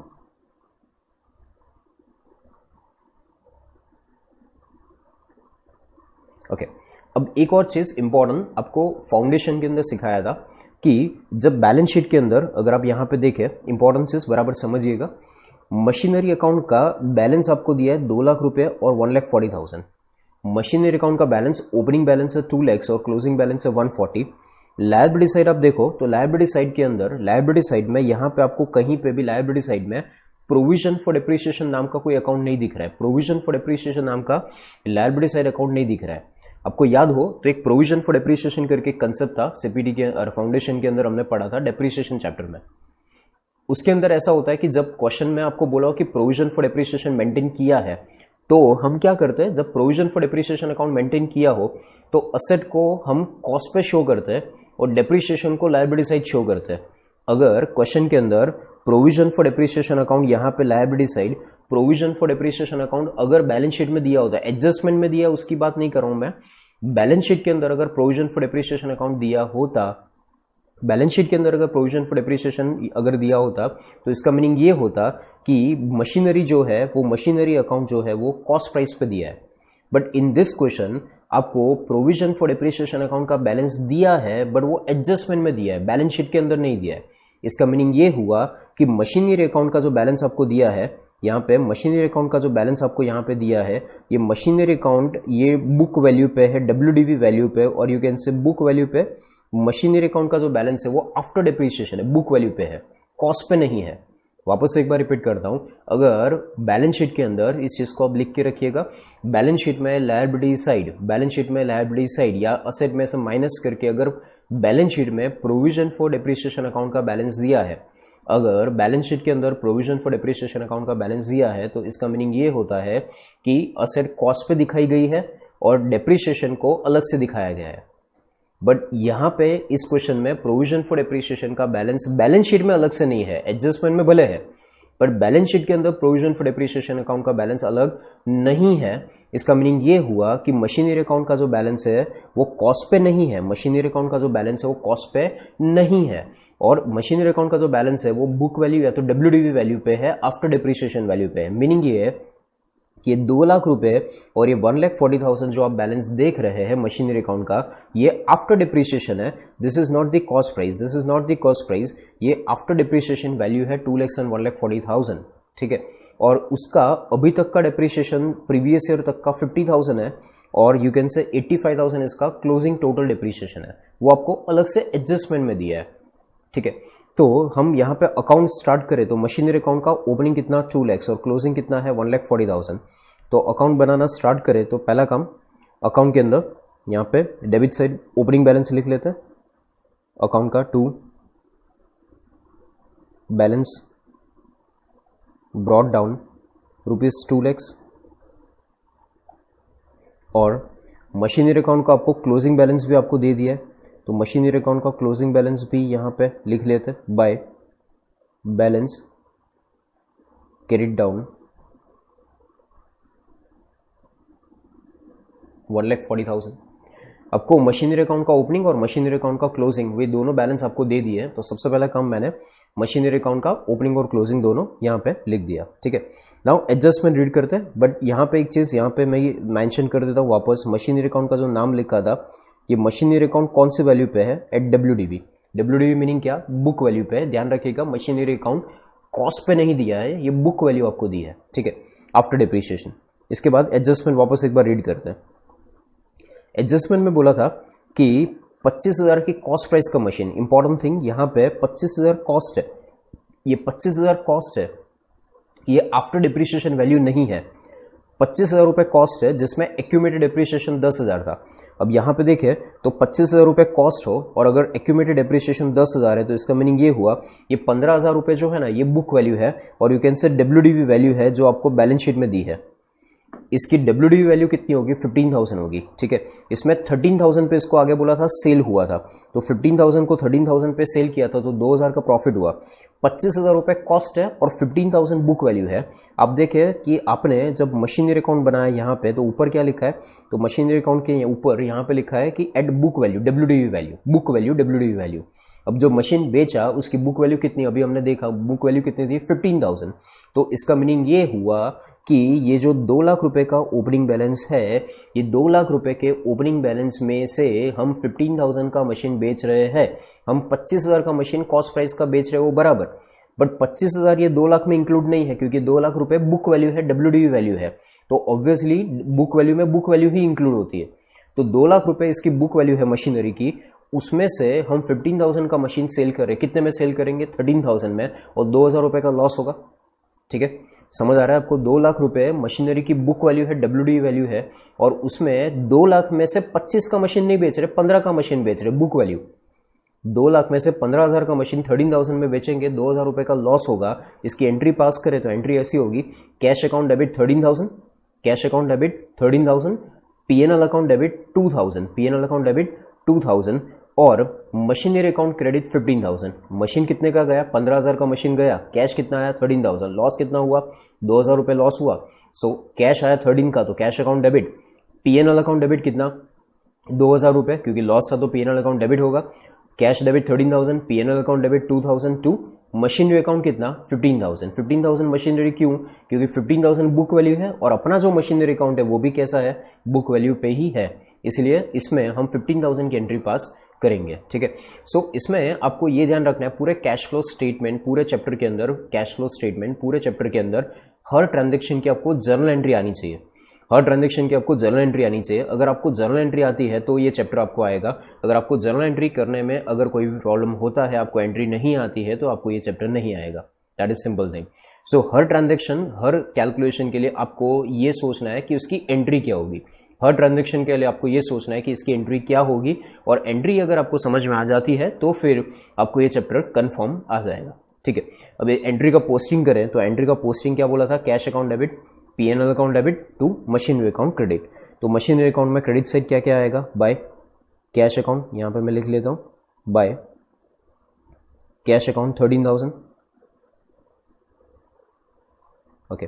फिर PNL अकाउंट पे डेबिट किया था, सो यहाँ पे आएगा बाय PNL अकाउंट, वो कितना था, सो PNL को डेबिट किया था 2,000 से, तो PNL account debit 2,000, cash account debit 13,000, PNL account debit 2,000 to machinery account 15,000, ठीक है। ये पोस्टिंग हो गया एंट्री का, ओके। इसके बाद समझना, कैश अकाउंट डेबिट कर दिया, PNL अकाउंट डेबिट कर दिया, मशीनरी अकाउंट क्रेडिट कर दिया। अब ये बहुत इंपॉर्टेंट चीज़ ध्यान रखिएगा, जब भी आप एंट्री बोलो, जब भी आप एंट्री बोलो, बहुत इंपॉर्टेंट चीज़ है कैश फ्लो स्टेटमेंट के लिए, याद रखिएगा। जब भी आप एंट्री बोलो, एंट्री के अंदर कैश अकाउंट अगर आता है, एंट्री के अंदर अगर कैश अकाउंट आता है या PNL अकाउंट आता है, एंट्री के अंदर कैश अकाउंट आता है या पीएनएल अकाउंट आता है तो उसकी इफेक्ट आपको कैश फ्लो स्टेटमेंट में, ये जो पूरा फॉर्मेट आपने बनाया, ये फॉर्मेट के अंदर आपको कैश फ्लो स्टेटमेंट में कहीं ना कहीं उसकी इफेक्ट को शो करना पड़ेगा। ठीक है, वापस एक बार, एंट्री अगर आप बोलते हैं और एंट्री में कैश अकाउंट या पीएनएल अकाउंट आता है, कैश एंट्री अगर आप बोले और एंट्री में कैश अकाउंट या पीएनएल अकाउंट आता है, तो एंट्री में कैश या पीएनएल अकाउंट आया तो कैश फ्लो स्टेटमेंट के अंदर उसकी इफेक्ट आएगी। अगर एंट्री में कैश अकाउंट या पीएनएल अकाउंट नहीं आता है तो कैश फ्लो स्टेटमेंट में उसकी इफेक्ट नहीं आएगी। बराबर, इसीलिए मैंने आपको बोला कि एंट्री आनी बहुत जरूरी है। एंट्री आएगी तो पूरा चैप्टर आएगा। तो एंट्री आपने बोली थी cash debit PNL debit to machinery account, तो ये जो एंट्री आपने बोली उसमें कैश भी आया पीएनएल भी आया, कैश भी आ रहा है और पीएनएल भी आ रहा है। तो इसका मीनिंग ये हुआ कि आपको कैश फ्लो स्टेटमेंट में उसकी दो इफेक्ट देनी पड़ेगी, एक कैश आया उसकी इफेक्ट और पीएनएल डेबिट हुआ उसकी इफेक्ट। ये दो इफेक्ट आपको कैश फ्लो स्टेटमेंट में देनी पड़ेगी। अगर एंट्री अगर आप बोलते हैं और एंट्री में खाली कैश अकाउंट आता है तो कैश फ्लो स्टेटमेंट में आप देखिए एक इफेक्ट आएगी। अगर अब एंट्री में खाली पीएनएल अकाउंट आता है, कैश अकाउंट नहीं आता है, तो भी कैश फ्लो स्टेटमेंट में एक इफेक्ट आएगी। बट ये जो एंट्री हम कर रहे हैं उसमें कैश अकाउंट भी डेबिट हो रहा है, पीएनएल अकाउंट भी डेबिट हो रहा है, तो आपके कैश फ्लो स्टेटमेंट में दो इफेक्ट आएगी। क्यों आएगी मैं समझाता हूं आपको। सबसे पहले मशीन बेचा, तो मशीन बेचना कौन सी एक्टिविटी हुआ, तीन एक्टिविटी है अपने पास, ऑपरेटिंग, इन्वेस्टिंग, फाइनेंसिंग, तीन टाइप की एक्टिविटी है, ऑपरेटिंग, फाइनेंसिंग, इन्वेस्टिंग। ठीक है, तो आप सोचिए कि मशीनरी बेचना कौन सी एक्टिविटी हुआ। मशीनरी हम रोज तो बेचेंगे नहीं, तो ऑपरेटिंग एक्टिविटी हो नहीं सकता। ओके, मशीनरी बेचना फाइनेंसिंग एक्टिविटी हो नहीं सकता, क्योंकि फाइनेंसिंग एक्टिविटी तो आपका बिजनेस जो है वो बिजनेस में आपने कैपिटल लाना या ले जाना जो चीज होती है, that is called financing activity. Meaning business के अंदर आप फंड रेज करें या फंड्स को रिपेमेंट करें, that is called financing activity. तो मशीन बेचना कोई फाइनेंसिंग एक्टिविटी नहीं है, तो बचा कौन, ऑपरेटिंग है नहीं, क्योंकि ये मशीन बेचना आपका बिजनेस नहीं है, मशीन आपकी एसेट है। फाइनेंसिंग एक्टिविटी है नहीं, तो बचा कौन, इन्वेस्टिंग एक्टिविटी। मशीन बेचा, मशीन में आपने पैसा इन्वेस्ट किया था, मशीन बेचा, तो इसका मीनिंग ये हुआ कि इन्वेस्टिंग एक्टिविटी का पार्ट है। ओके, इन्वेस्टिंग एक्टिविटी के अंदर इन्वेस्टिंग एक्टिविटी का पार्ट है, इतना समझ आया आपको। ओके, अब ये सोचिए कि मशीन बेच के पैसा आया कि गया। ओके, मशीन बेच के पैसा आया तो इन्वेस्टिंग एक्टिविटी में बोलो क्या शो करेंगे, इनफ्लो की आउटफ्लो। तो पैसा आया तो मशीन बेच के पैसा आया, तो मशीनरी बेच के पैसा इन्वेस्टिंग एक्टिविटी में कैश इनफ्लो शो करना पड़ेगा। वापस एक बार रिपीट करता हूं, कैश फ्लो, ये जो मशीन बेचा उसकी एंट्री क्या थी, cash debit PNL debit to machine. Entry में कैश भी आया पीएनएल भी आया, तो बोलो कैश फ्लो स्टेटमेंट में कितनी इफेक्ट देनी पड़ेगी, दो इफेक्ट। ओके, अगर एंट्री में खाली कैश आता है तो कैश फ्लो स्टेटमेंट में एक इफेक्ट। ओके, एंट्री में खाली पीएनएल आता है तो कैश फ्लो स्टेटमेंट में एक इफेक्ट। बट एंट्री में कैश अकाउंट भी आता है पीएनएल अकाउंट भी आता है तो कैश फ्लो स्टेटमेंट में दो इफेक्ट। ऐसा नॉर्मली रेयर सिचुएशन में होगा कि दोनों कैश, एंट्री में कैश और पीएनएल दोनों आए। अपने पहले क्वेश्चन में पहले पॉइंट में ही आ रहा है, बट नॉर्मली ये रेयर सिचुएशन क्रिएट होगी।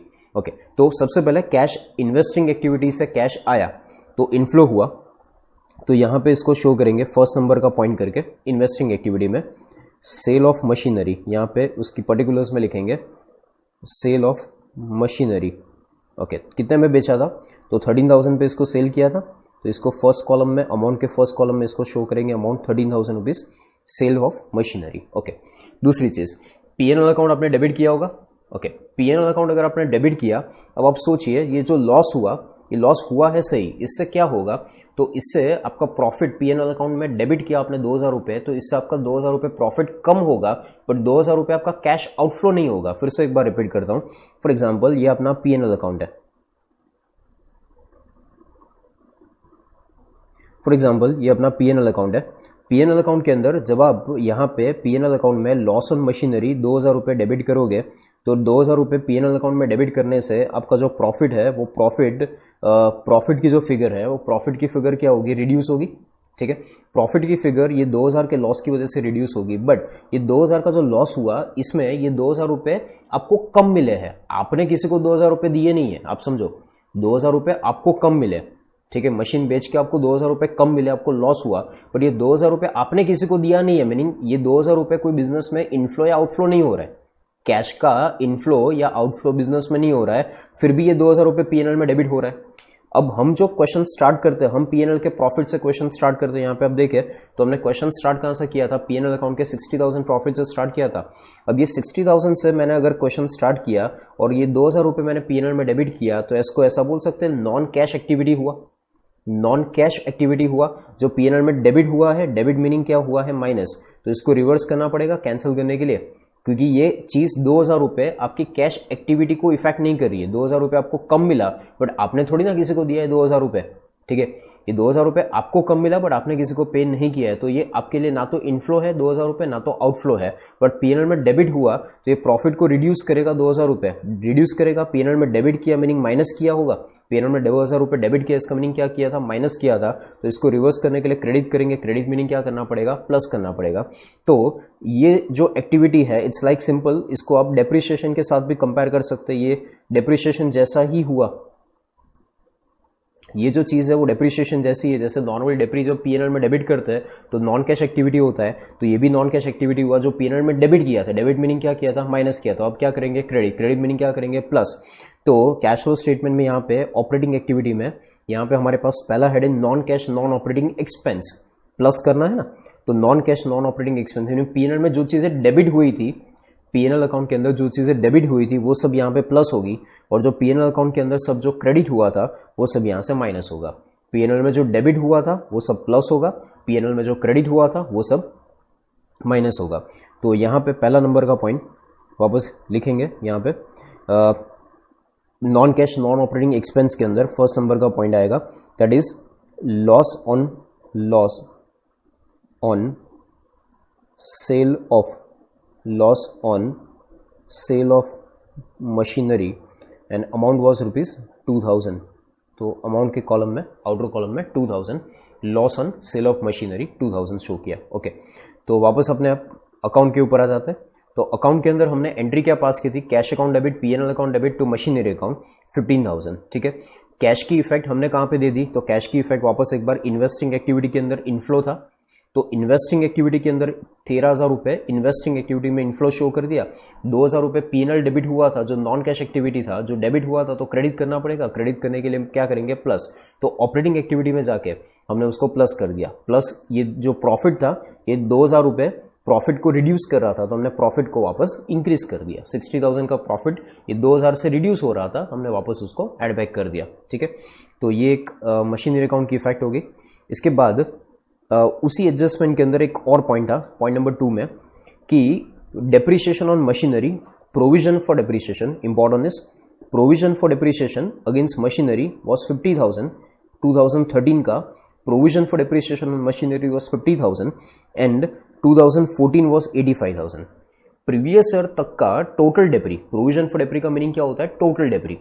प्रीवियस ईयर तक का टोटल डेप्री था 50,000 और करंट ईयर तक का टोटल डेप्री है 85,000। ये जो डेटा आपको दिया है, ये डेटा आपको पीएनएल अकाउंट के करंट ईयर के डेप्रिसिएशन की फिगर ढूंढने के लिए आपको दिया है। ये 50,000 और 85,000 जो है ये टोटल डेप्री है। 50,000 लास्ट ईयर तक का टोटल डेप्री है और 85,000 करंट ईयर तक का टोटल डेप्री है। बोलो इंक्रीज कितना हुआ, तो 50,000 से 85,000 हुआ, तो ऐसा बोल सकते 35,000 का इंक्रीमेंट आया। बट ये 35,000 इंक्रीमेंट हुआ तो नॉर्मली लोग ये सोचते हैं कि 35,000 करंट ईयर का डेप्री होगा ना, ऐसा नहीं है।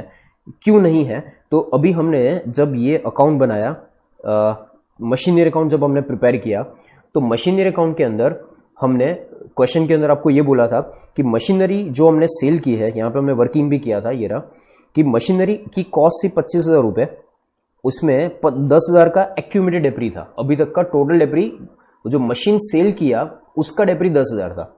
ये जो 50,000 डेप्री आपको दिया है वो टोटल सारे मशीन का है। ये 50,000 जो डेप्री ओपनिंग डेप्री है ये सारे मशीन का है। उसमें जो मशीन हमने सेल किया उसका डेप्री 10,000 था, मीनिंग ये 10,000 या 50,000 में इंक्लूड है। फिर से एक बार, जो मशीन सेल किया उसका डेप्री टोटल कितना है 10,000, जो ये 50,000 में इंक्लूड है। अब समझो ये हमने मशीन जो 25,000 वाला मशीन था जिसपे 10,000 का डेप्री ऑलरेडी प्रोवाइड हो चुका है, ये मशीन तो हमने सेल कर दिया। इसका मीनिंग ये हुआ कि ये 50,000 का जो ओपनिंग डेप्री है इसमें से 10,000 वाला डेप्रीशिएशन है वो तो रिमूव हो गया। तो अब डेप्रीशिएशन बचा कितना, 40,000, और 40,000 के सामने क्लोजिंग बैलेंस कितना है 85,000। तो देखने जाए तो करंट ईयर का डेप्री जो इंक्रीज हुआ वो कितना है 45,000, नॉट 35,000। एक बार फिर से रिपीट करता हूं कि बाद में अकाउंट बना के भी हम देखते हैं, बट पहले आप ये देखिए क्या हो रहा है यहाँ पे। क्वेश्चन में आपको बोला है कि प्रोविजन फॉर डेप्रिसिएशन जो है वो 50,000 है। प्रोविजन फॉर डेप्रिसिएशन ओपनिंग कितना है 50,000 और क्लोजिंग प्रोविजन फॉर डेप्रिसिएशन कितना है 85,000, ठीक है। तो 50,000 जो प्रोविजन फॉर डेप्रिसिएशन ओपनिंग है उसमें जो मशीन हमने सेल किया जो मशीन हमने सेल किया उसका 10,000 का डेप्रिसिएशन ये 50,000 में इंक्लूड है।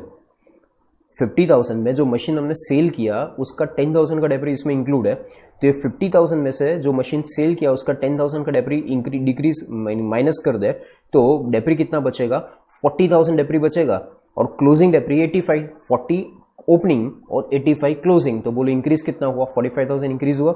अब इसी चीज को हम अकाउंट बना के भी लिख लेंगे सो दैट आपको ज्यादा क्लैरिटी आए, ठीक है। तो इसका भी हम अकाउंट बना देते साथ साथ, सेकेंड अकाउंट बना देते, that is provision for depreciation account.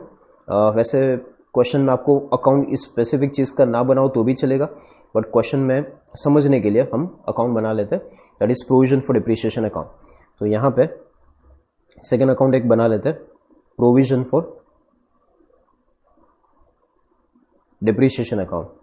तो प्रोविजन फॉर डिप्रिसिएशन अकाउंट में सबसे पहले ओपनिंग बैलेंस से, डिप्रिसिएशन एक टाइप का रिजर्व है तो इसमें हमेशा ओपनिंग बैलेंस जो होगा वो क्रेडिट बैलेंस होगा।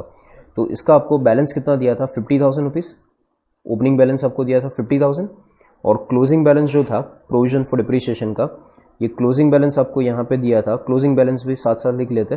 तो क्लोजिंग बैलेंस आपको क्वेश्चन में बोला था that was what, 85,000 closing balance था, ठीक है।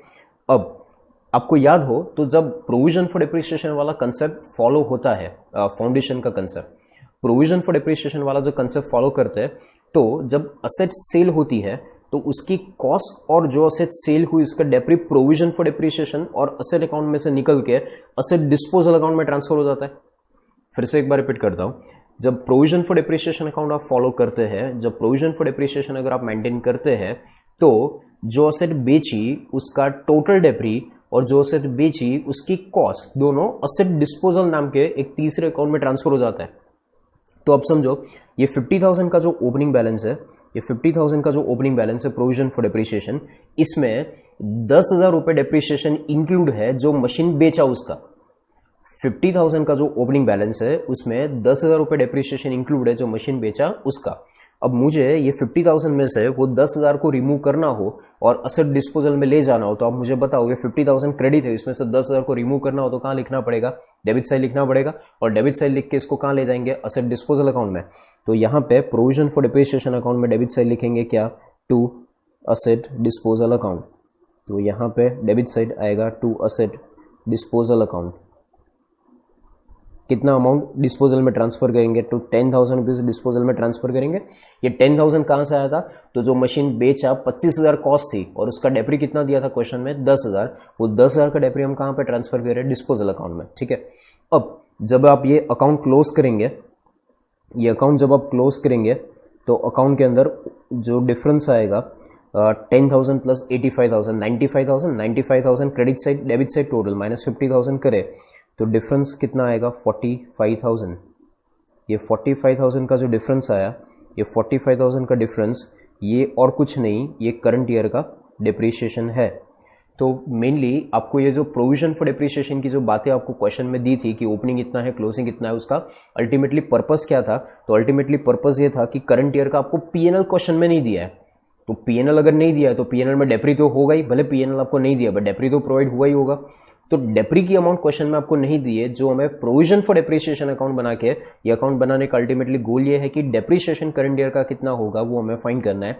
रीजन ये है कि आपको पीएनएल अकाउंट नहीं दिया है तो डेप्री तो प्रोवाइड हुआ ही होगा, बट पीएनएल नहीं दिया है तो डेप्री की अमाउंट कहां से फाइंड करेंगे, तो bye preparing this provision for depreciation account आप ये डेप्री प्रोवाइड करेंगे, फाइंड करेंगे। अब ये 45,000 जो डिप्रिसिएशन की अमाउंट आई, ये डेप्रिसिएशन आप सोचो पीएनएल अकाउंट में डेबिट हुआ होगा, चलो एंट्री थ्रू सोचते हैं, अभी जो मैंने आपको लॉजिक समझाया था तो लॉजिक अप्लाई करें।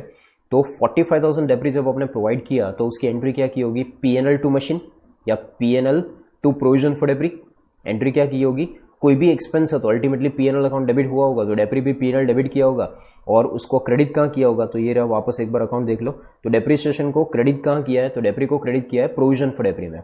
तो उसकी एंट्री क्या होगी, depre to provision for depre and PNL to depre. Direct entry बोलूं वापस एक बार, दो एंट्री थ्रू क्या होगा, तो depre to provision for depre and PNL to depre. Direct entry बोलो तो क्या होगा, PNL to provision for depre. Direct entry क्या होगी, PNL to provision for depre. अब मैंने आपको वो जो एग्जांपल शॉर्टकट समझाया था वो पर याद करो, अगर एंट्री में पीएनएल या कैश अकाउंट आता है, अगर एंट्री में पीएनएल या कैश अकाउंट आता है तो उसकी दूसरी इफेक्ट कैश फ्लो स्टेटमेंट में आपको दिखानी है। अभी हमने आगे जो अकाउंट बनाया था उसमें एंट्री में कैश अकाउंट भी था, पीएनएल भी था, तो कैश फ्लो स्टेटमेंट में कितनी इफेक्ट दी थी हमने? 2 इफेक्ट। ये जो एंट्री आप डेप्री वाली कर रहे हो, एंट्री क्या है? PNL to provision for depre, PNL to provision for depre, तो उसमें पीएनएल एक ही आया, कैश अकाउंट नहीं आया, पीएनएल अकेला आया, तो उसकी कैश फ्लो स्टेटमेंट में कि बोलो कितनी इफेक्ट आएगी? तो एक इफेक्ट आएगी। कहाँ पे आएगी? तो अगर आपने पीएनएल डेबिट किया है तो डेबिट जो किया, पीएनएल को डेबिट किया तो उतना प्रॉफिट आपका क्या हो गया? कम हो गया। अगर आपने पीएनएल अकाउंट डेबिट किया तो आपका उतना प्रॉफिट क्या हो गया? कम हो गया। एंड प्रॉफिट अगर आपका उतना कम हो गया, अगर आपने पीएनएल अकाउंट डेबिट किया तो उतना आपका प्रॉफिट कम हो गया, तो उसको प्रॉफिट को वापस बढ़ाना पड़ेगा, because in non cash activity हुआ। जैसे यहाँ पे अपने loss on sale of machinery PNL में डेबिट किया था, उसको वापस एड बैक किया, जैसे डेप्रिसिएशन भी पीएनएल में डेबिट हुआ, तो ये तो नॉन कैश एक्टिविटी हुआ। तो नॉन कैश एक्टिविटी अगर आप पीएनएल में डेबिट करोगे तो कैश आउटफ्लो कहाँ हो रहा है? डेप्रिसिएशन करंट ईयर का 45,000 जब आप डेप्री प्रोवाइड करोगे करंट ईयर का, तो इसमें कैश आउटफ्लो तो कोई हो ही नहीं रहा है। तो पीएनएल डेबिट किया जिससे प्रॉफिट कम हो गया, बट कैश आउटफ्लो नहीं हुआ, तो कैश को मैच करने के लिए आपको क्या करना पड़ेगा? तो प्रॉफिट में 45,000 आपने माइनस किया था, तो वापस क्या करेंगे? वापस पीएनएल में ऐड करेंगे। अदरवाइज सिंपल वे, अगर मैंने आपको जैसे लॉस ऑन मशीनरी समझाया था, सेम लॉजिक यही है कि पीएनएल में डेबिट किया होगा तो वापस क्रेडिट करो, क्रेडिट मीनिंग क्या करो? प्लस। तो यहाँ पे इसको कहाँ पे शो करेंगे? तो पीएनएल में प्रॉफिट जो पीएनएल का था उसके अंदर उसको ऐड करेंगे। कौन से नाम से आएगा? तो यहाँ पे आएगा, उसको नाम शो करेंगे इसका, depreciation on machinery, that amount is what? 45,000। Depre on machinery that is 45,000, ये डेप्रिसिएशन की अमाउंट शो होगी। सो क्वेश्चन के अंदर जो इंपॉर्टेंट एडजस्टमेंट्स है वो एडजस्टमेंट में एक ही पॉइंट था, ये एक पॉइंट था जो हमने रिकॉर्ड कर दिया, ठीक है। सो एडजस्टमेंट 1 एंड 2 डन, इसके अंदर जितने भी पॉइंट्स है एडजस्टमेंट्स के हो गए। अब आपको ये करना है कि एक बार एडजस्टमेंट खत्म हो जाए उसके बाद पीएनएल या बैलेंस शीट जो भी आपको क्वेश्चन में दिया है वो सारा डेटा एक एक करके मैच करेंगे। सबसे पहला काम क्या करेंगे? क्वेश्चन में पीएनएल का नेट प्रॉफिट जो आता है वो वहाँ से स्टार्ट करेंगे क्वेश्चन। इसके बाद क्या करेंगे? तो उसके बाद सारे के सारे एडजस्टमेंट्स कंप्लीट करेंगे। तो यहाँ पे 2 एडजस्टमेंट थे, वो 2 एडजस्टमेंट्स हमने कंप्लीट कर दिए। इसके बाद बाकी नेक्स्ट स्टेप ये आता है कि पीएनएल या बैलेंस शीट जो भी आपको क्वेश्चन में दिया है उसकी सारी इंफॉर्मेशन को 1 बाय 1 रीड करना चालू करें। पहला पॉइंट, सबसे पहले पीएनएल का नेट प्रॉफिट या लॉस जो भी है उसको हम कैश फ्लो स्टेटमेंट में शो करेंगे। सेकेंड स्टेप, एडजस्टमेंट्स कंप्लीट करेंगे। Third step, PNL balance sheet जो क्वेश्चन में आपको दिया है उसकी सारी की सारी इंफॉर्मेशन 1 बाय 1 रीड करना स्टार्ट करेंगे और उसकी इफेक्ट कैश फ्लो स्टेटमेंट में जहां जहां आती है उसको शो करना स्टार्ट करेंगे, ठीक है। अब स्टार्ट करते हैं बैलेंस शीट रीड करना, एक एक पॉइंट से रीड करना स्टार्ट करते हैं। सबसे पहले आप यहाँ पे देखिए, तो कैपिटल अकाउंट का बैलेंस आपको दिया है। कैपिटल अकाउंट का बैलेंस ओपनिंग है 150, क्लोजिंग है 175। कैपिटल अकाउंट का ओपनिंग कितना है? तो कैपिटल अकाउंट का ओपनिंग है 150, क्लोजिंग कितना है? 1,75,000। ओपनिंग क्लोजिंग दोनों आपको, कैपिटल अकाउंट का ओपनिंग भी है, कैपिटल अकाउंट का क्लोजिंग भी है। अब कैपिटल अकाउंट के अंदर कोई भी चेंज आता है, आप समझो कैपिटल अकाउंट के अंदर कोई भी चेंज आता है तो capital is basically nothing but a financing activity for the business. Business में 3 टाइप की एक्टिविटी होती है, ऑपरेटिंग, इन्वेस्टिंग, फाइनेंसिंग। तो ये जो कैपिटल अकाउंट के अंदर कोई भी चेंज आता है तो कैपिटल अकाउंट का जो चेंज है उसको हम क्या बोलेंगे? तो capital account is nothing but जैसे बिजनेस में शेयर कैपिटल, कंपनीज के अंदर शेयर कैपिटल जो होता है वो फाइनेंसिंग एक्टिविटी है। डिबेंचर इश्यू करना, प्रेफरेंस शेयर इश्यू करना, एक ये फाइनेंसिंग एक्टिविटी है। तो वैसे यहाँ पे कैपिटल जो प्रोप्राइटरशिप बिजनेस के अंदर जो कैपिटल अकाउंट का जो बैलेंस है, ये प्रोप्राइटरशिप बिजनेस में कैपिटल अकाउंट का बैलेंस है, ये और कुछ नहीं, फाइनेंसिंग एक्टिविटी का पार्ट है। अब आप यहाँ पे देखिए कि कैपिटल का ओपनिंग 150 था और क्लोजिंग है 175, तो बोलो कैपिटल में कितना चेंज आया? तो 25,000 का चेंज आया।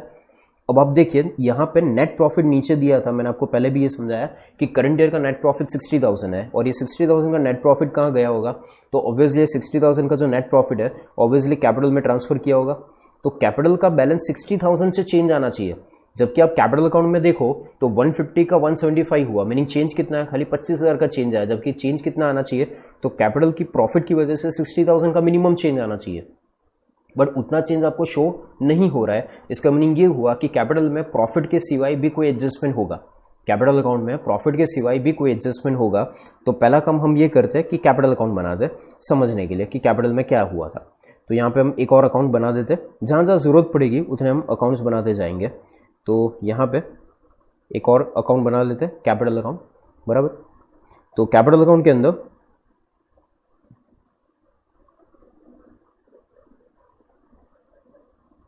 ओपनिंग बैलेंस, कैपिटल का ओपनिंग मीनिंग क्रेडिट साइड होता है। So opening balance by balance brought down, capital account का ओपनिंग बैलेंस कितना था? 1,50,000, एक बार वापस चेक कर लेते। ओपनिंग बैलेंस था 1,50,000, यस, और क्लोजिंग बैलेंस कितना था 1,75,000। सो क्लोजिंग बैलेंस भी यहाँ पर मैं लिख लेता हूँ, क्लोजिंग बैलेंस टू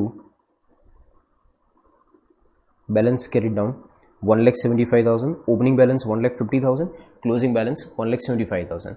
फिर एडजस्टमेंट्स के अंदर आपको ये बोला था कि करंट ईयर में प्रॉफिट कितना हुआ था, तो करंट ईयर का प्रॉफिट कितना हुआ था 60,000 का करंट ईयर का प्रॉफिट हुआ था। अब करंट ईयर में प्रॉफिट अगर 60,000 का प्रॉफिट हुआ था तो ऑब्वियसली प्रॉफिट को पीएनएल में से कैपिटल अकाउंट में ट्रांसफर किया होगा। तो प्रॉफिट पीएनएल के प्रॉफिट को कैपिटल अकाउंट में ट्रांसफर करने की एंट्री बोलो। तो एंट्री क्या होगी, PNL to capital account. Entry क्या होगी, पीएनएल टू प्रॉफिट को कैपिटल अकाउंट में ट्रांसफर करेंगे तो ट्रांसफर एंट्री क्या होगी, पीएनएल खत्म होने के बाद की एंट्री है ये, पीएनएल टू कैपिटल अकाउंट। तो ये 60,000 का जो प्रॉफिट है ये पीएनएल में से कैपिटल अकाउंट में ट्रांसफर हुआ होगा। अब आप ये मत सोचेगा कि ये एंट्री में तो पीएनएल है तो कैश फ्लो स्टेटमेंट में इफेक्ट आएगी, हाँ आएगी। तो हमने यहाँ पे 60,000 की जो इफेक्ट है वो स्टार्टिंग में हमने सबसे पहले लिख ही दी है कि 60,000 प्रॉफिट से हमने क्वेश्चन स्टार्ट किया था, वो इफेक्ट, ठीक है। तो एंट्री ये पीएनएल का जो प्रॉफिट है उसको कैपिटल अकाउंट में ट्रांसफर किया होगा, हमने कर दिया, PNL to capital account 60,000 profit transfer कर दिया। इसके बाद अगर आप कैपिटल अकाउंट क्लोज करो, देखो यहाँ पे, इसके बाद जब आप कैपिटल अकाउंट क्लोज करो तो कैपिटल अकाउंट में डिफरेंस आप देखो, क्रेडिट साइड का टोटल आ रहा है 2,10,000, 150 प्लस 60 2,10,000, माइनस डेबिट साइड का टोटल है 1,75,000, डिफरेंस करे तो कम्स टू 35,000। तो डेबिट साइड का डिफरेंस कैपिटल अकाउंट में डिफरेंस शो कर रहा है 35,000। ये 35,000 का जो डिफरेंस शो कर रहा है ऑब्वियसली ये क्या होगा, तो डिफरेंस या तो कैश में लाए होंगे या तो ले गए होंगे, ऑब्वियसली या तो कैपिटल का एडिशन होगा या तो विड्रॉल होगा। तो डेबिट साइड डिफरेंस आ रहा है, इसका मीनिंग क्या होगा, ये विड्रॉल होगा। डेबिट साइड डिफरेंस आ रहा है कैपिटल अकाउंट में, इसको क्या समझेंगे, विड्रॉल ऑफ कैपिटल। तो 35,000 रुपीज ऐसा बोल सकते हैं कैपिटल का विड्रॉल हुआ था। अब हमें बैलेंस शीट देख के तो ये लगता है कि कैपिटल 50 से 150 से 175 हुई। बैलेंस शीट देख के तो क्या लगता है कि कैपिटल 25 इंक्रीज हुई है, जबकि देखने जाए तो एक्चुअल सिचुएशन कुछ अलग ही है। खाली बैलेंस शीट का डिफरेंस देखे तो ये लग रहा है कि 25 की कैपिटल इंक्रीज हुई है, बट एक्चुअल सिचुएशन देखने जाए तो पता ये चला कि एडिशन ऑफ कैपिटल तो हुआ ही नहीं है, ऊपर से विड्रॉल ऑफ कैपिटल हुआ है, कितना 35,000। अब ये 35,000 जो विड्रॉल ऑफ कैपिटल हुआ इसकी एंट्री बोलो। तो एंट्री आपको दिख रही होगी, capital account debit to cash account, capital का विड्रॉल हुआ तो इसकी एंट्री क्या हुई, कैपिटल टू कैश। अब मुझे ये बताओ कौन सी एक्टिविटी का पार्ट है ये, ऑब्वियसली फाइनेंसिंग एक्टिविटी का पार्ट है। तो फाइनेंसिंग एक्टिविटी में बोलो इनफ्लो हुआ कि आउटफ्लो हुआ, तो आउटफ्लो हुआ। तो आउटफ्लो में यहाँ पे फाइनेंसिंग एक्टिविटी के अंदर इसको शो करना पड़ेगा। तो यहाँ पे फाइनेंसिंग एक्टिविटी में पॉइंट नंबर 1 फर्स्ट नंबर का पॉइंट इसका आया, that is withdrawal of capital. तो यहाँ पे इसको शो करेंगे विड्रॉल ऑफ कैपिटल।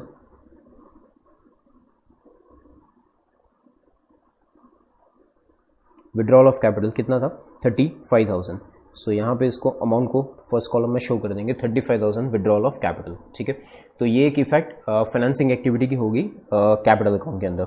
इसके बाद आगे बैलेंस शीट रीड करना स्टार्ट करें। हम बैलेंस शीट के ऊपर थे, हम एक एक करके बैलेंस शीट के पॉइंट पढ़ने वाले थे। इसमें पहला पॉइंट हमने पढ़ा कैपिटल अकाउंट का चेंज क्या आएगा, तो कैपिटल अकाउंट का चेंज हमने देख लिया। उसके बाद loan from bank, first number का पॉइंट ये कैपिटल चेंज हो गया। इसके बाद सेकंड नंबर पॉइंट पे जाते हैं, that is loan from bank. अब लोन फ्रॉम बैंक जो है उसके अंदर आप देखें सीधा सीधा चेंज क्या आया, तो 160 की loan from bank opening balance था, 160 का ओपनिंग था और क्लोजिंग है 1 लाख।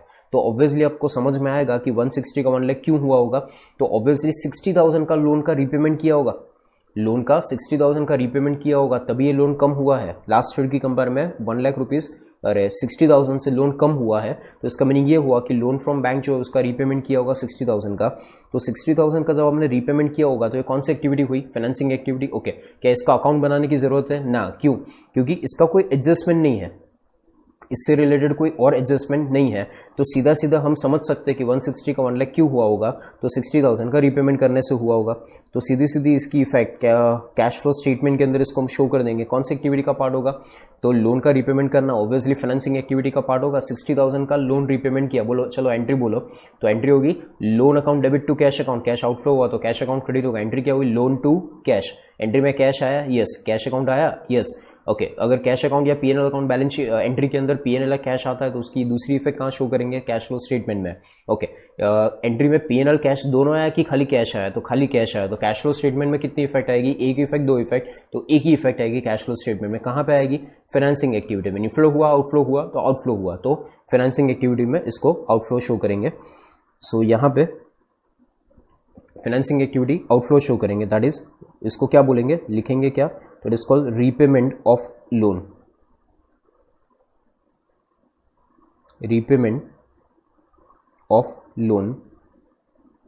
और ये आउटफ्लो हुआ था, और सॉरी ये 35,000 था वो भी आउटफ्लो था, उसको माइनस साइन से शो करेंगे। और ये 60,000 जो है ये भी आउटफ्लो है, इसका आउटफ्लो जो है उसको माइनस साइन से, नेगेटिव साइन से शो करेंगे। एक बार देख लेते हैं आगे कहीं पे नेगेटिव करना रह नहीं गया, ओके नहीं रह गया। तो 13,000 जो सेल किया था मशीनरी उसमें इनफ्लो हुआ था, उसको प्लस साइन से शो करना है। और रीपेमेंट ऑफ लोन जो है वो माइनस साइन से शो करेंगे। Withdrawal of capital obviously outflow है, उसको माइनस साइन से शो करेंगे, ओके। इसके बाद नेक्स्ट पॉइंट पे जाते हैं। तो बैलेंस शीट के अंदर आगे देखें तो इसके बाद आता है क्रेडिटर्स। जो क्रेडिटर होता है it's obviously part of working capital. अब इसको समझने का ट्राई करिए, मैंने फर्स्ट लेक्चर में भी समझाया था, इसके आगे जो कंसेप्ट हमने वापस मैंने फॉर्मेट समझा उस टाइम भी मैंने वापस रिपीट किया था। वर्किंग कैपिटल के अंदर जो चेंज आता है वो, अब इसको समझने का ट्राई कीजिए क्या हुआ। तो 90,000 के क्रेडिटर्स पहले थे और 1 लाख के हो गए, समझिएगा 90,000 के क्रेडिटर पहले थे और अभी कितने हो गए, 1 लाख के हो गए। पहले क्रेडिटर कम थे, अब क्रेडिटर बढ़ गए। इसका मीनिंग क्रेडिटर बढ़े 10,000 से बढ़े, ठीक है। इसका मीनिंग क्रेडिटर बढ़े तो इसका मीनिंग ये हुआ कि हमने परचेज किया होगा, क्रेडिटर के पास से परचेज किया होगा। बट क्रेडिटर बढ़े तो इसका मीनिंग ये हुआ कि इसको हमने पेमेंट नहीं किया होगा। परचेज किया है बट पेमेंट नहीं किया है। वापस एक बार, परचेज कितना किया, 10,000 का परचेज किया, बट क्रेडिटर बढ़े, इसका मीनिंग क्या हुआ कि पेमेंट हुआ नहीं है। तो आप सोचिए, तो इसकी इफेक्ट हमने क्या की होगी, यहाँ पे मैं ड्रॉ करके आपको वापस समझाता हूँ लॉजिक।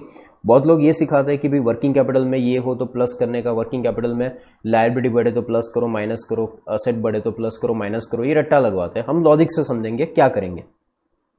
वापस एक बार, क्रेडिटर ये समझो आपका ट्रेडिंग अकाउंट है, ट्रेडिंग एंड पीएनएल अकाउंट, ये आपका ट्रेडिंग एंड पीएनएल अकाउंट है। इसके अंदर आप समझने का ट्राई कीजिए। तो वो परचेज जो है वो 10,000 से बड़ा है, तो ट्रेडिंग अकाउंट के अंदर आप डेबिट साइड परचेज लिखते हैं, डेबिट साइड परचेज लिखते हैं, ठीक है। अब परचेज डेबिट साइड 10,000 रुपये से बढ़ा, बट सामने बैलेंस शीट में क्रेडिटर्स भी 10,000 से ही बढ़े हैं। बैलेंस शीट के अंदर क्रेडिटर भी 10,000 से बढ़े हैं और इसकी कोई इफेक्ट, ये दोनों की इफेक्ट, दूसरी इफेक्ट कैश फ्लो स्टेटमेंट में हुई नहीं है। कैश फ्लो या कैश अकाउंट के अंदर कोई इफेक्ट हुई नहीं है। परचेज हुआ बट क्रेडिटर भी बढ़ा, तो कैश कहाँ से पे हुआ, नहीं हुआ होगा। अब आप सोचिए, ये परचेज जो हुआ है वो पीएनएल में डेबिट हुआ, ट्रेडिंग अकाउंट पीएनएल अकाउंट में डेबिट हुआ मीनिंग क्या हुआ, माइनस हुआ, यस माइनस हुआ, ओके। क्या कैश आउटफ्लो हुआ, नहीं हुआ, ओके। अगर कैश आउटफ्लो नहीं हुआ तो मुझे अगर कैश के क्लोजिंग से मैच करना है, मुझे अगर कैश अकाउंट का क्लोजिंग मैच करना है, तो 10,000 रुपये मेरा बिजनेस आउटफ्लो हुआ ही नहीं है, तो इसको मैंने डेबिट किया था मीनिंग माइनस किया था, तो अब क्या करना पड़ेगा, प्लस करना पड़ेगा। तो इसको हम क्या करेंगे, प्लस करेंगे। आपको लॉजिक समझ आया होगा, ये चौथी पांचवी बार मैंने सेम कंसेप्ट ये यहाँ पे रिपीट किया है और अब आपको क्लियर हो गया होगा कि मैं क्या आपको बोलने जा रहा हूँ। कि जब हम कोई चीज़ पीएनएल में डेबिट या क्रेडिट करते हैं तो सामने आपको ये देखना है कि क्या उसकी वजह से एग्जैक्ट क्या उसी अमाउंट का इनफ्लो या आउटफ्लो हुआ था। तो क्रेडिटर में जो 10,000 का इंक्रीमेंट हुआ उसकी वजह से कोई कैश आउटफ्लो हुआ नहीं है, एंड कैश आउटफ्लो नहीं हुआ। अगर कोई कैश आउटफ्लो नहीं हुआ बट पीएनएल डेबिट हो गया, ट्रेडिंग अकाउंट डेबिट हो गया, तो आपका प्रॉफिट कम हो गया होगा। पीएनएल डेबिट हो गया तो आपका प्रॉफिट डेबिट हुआ तो माइनस हुआ, तो उसको वापस एड बैक करना पड़ेगा। तो यहाँ पे अपने एक फॉर्मेट में एक हेड था, आपको याद हो तो, चेंज इन वर्किंग कैपिटल। तो उसमें हमने हेडिंग लिखा था change in working capital, cash flow before changing working capital, उसके नीचे लिखा था चेंज इन वर्किंग कैपिटल। तो चेंजिंग वर्किंग कैपिटल के अंदर पहला नंबर का पॉइंट यहाँ पे लिख देंगे क्रेडिटर्स, फर्स्ट नंबर का पॉइंट वर्किंग कैपिटल में जो चेंज आया उसमें क्रेडिटर्स क्या करना है, तो 10,000 रुपीज़ से क्या करना है, बोलो प्लस करना है माइनस करना है, प्लस करना है। पीएनएल में डेबिट क्यों हुआ था, ट्रेडिंग अकाउंट में डेबिट हुआ था तो क्रेडिट करना पड़ेगा, क्रेडिट मीनिंग क्या, प्लस करना पड़ेगा। ये इफेक्ट हुई इसकी। सो आपको रट्टा मारने की बिल्कुल जरूरत नहीं है कि क्रेडिटर्स लायबिलिटी में working capital meaning current liabilities में इंक्रीज हो तो ये करेंगे, डिक्रीज हो तो ये करेंगे, असेट में इंक्रीज हो तो ये करेंगे, असेट डिक्रीज हो तो ये करेंगे। ऐसा आपको कुछ भी याद रखने की जरूरत नहीं, लॉजिक से जाओ, ओके। इसके बाद बिल्स पेबल बैलेंस शीट के अंदर देखें तो बैलेंस शीट में बिल्स पेबल का बैलेंस 50,000 था और अभी 40,000 है। पहले 50,000 था और अभी 40,000 है बिल्स पेबल का बैलेंस। तो इसका मीनिंग ये हुआ कि 50 से 40 हुआ तो 10,000 के बिल्स पेबल पे किए होंगे, एंड 10,000 के बिल्स पेबल अगर आपने पे किए हैं तो ऑब्वियसली इट्स आउटफ्लो। 10,000 के बिल्स पेबल आपने पे किए हैं तो इट्स ऑब्वियसली आउटफ्लो। तो इसको वर्किंग कैपिटल के अंदर इसको शो करेंगे, तो बिल्स पेबल 10,000 रुपये आउटफ्लो हुआ है, तो यहाँ पे वर्किंग कैपिटल का पार्ट है bills payable, bills receivable is a part of working capital, तो इसको बिल्स पेबल को वर्किंग कैपिटल पार्ट में शो करेंगे। 10,000 रुपये नेगेटिव शो करना पड़ेगा, 10,000 रुपये आउटफ्लो हुआ था तो 10,000 रुपये नेगेटिव शो करेंगे। बराबर आपको समझ में आएगा कि बिल्स पेबल नेगेटिव क्यों किया, वापस एक बार रिपीट कर दूं। 50,000 का था ओपनिंग और क्लोजिंग है 40,000, लायबिलिटी कम हो रही है, लायबिलिटी कम हो रही है, इसका मीनिंग रीपेमेंट किया होगा, रीपेमेंट किया तो आउटफ्लो हुआ होगा, आउटफ्लो हुआ तो वर्किंग कैपिटल में उसको शो कर दो, ठीक है। उसके बाद loan from IFC, loan from IFC meaning कोई बैंक से लोन ली है, पहले 0 बैलेंस था और अभी 25,000 का बैलेंस है, तो ऑब्वियसली इसका मीनिंग क्या हुआ कि 25,000 की लोन ली होगी। अब इसको हम शॉर्ट टर्म या लॉन्ग टर्म, ये जो लोन है आपको क्वेश्चन में कुछ भी मेंशन नहीं किया कि लोन जो है वो शॉर्ट टर्म है कि लॉन्ग टर्म है। अगर इसको मैं शॉर्ट टर्म लोन मानूं तो ये वर्किंग कैपिटल में जाएगा, और अगर मैं इसको लॉन्ग टर्म लोन मान लूं तो ये फाइनेंसिंग एक्टिविटी में आएगा। तो इस क्वेश्चन के अंदर कुछ मेंशन नहीं किया कि ये लोन जो है लॉन्ग टर्म है कि शॉर्ट टर्म है, इसको मैं लॉन्ग टर्म लोन मान लेता हूँ, लॉन्ग टर्म लोन मान लूंगा।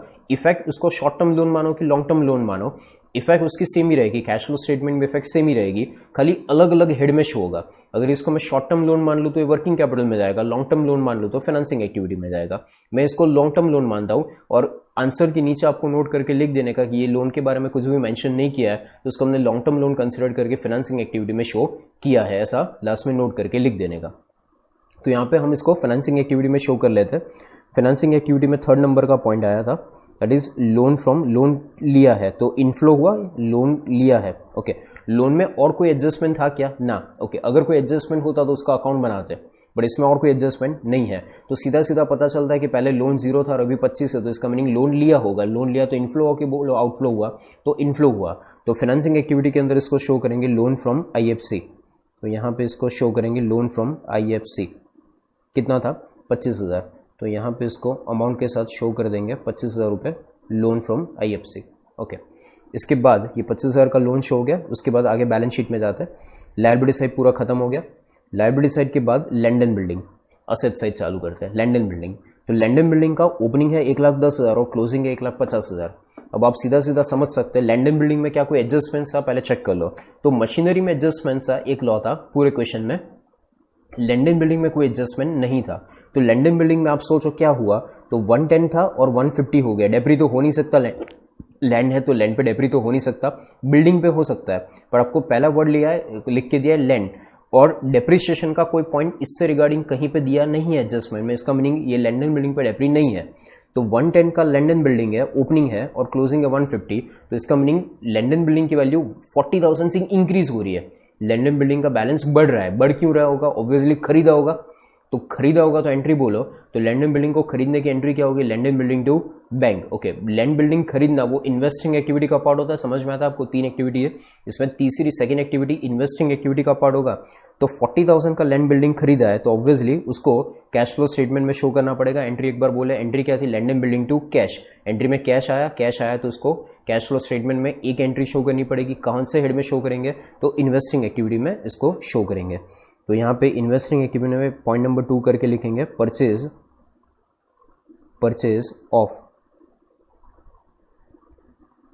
Of what, land and building. कितने का खरीदा था, 40,000, तो 40,000 रुपये यहाँ पे आउटफ्लो शो करना पड़ेगा, बिकॉज ये परचेज हुआ था तो इसको माइनस साइन से शो करना पड़ेगा आउटफ्लो।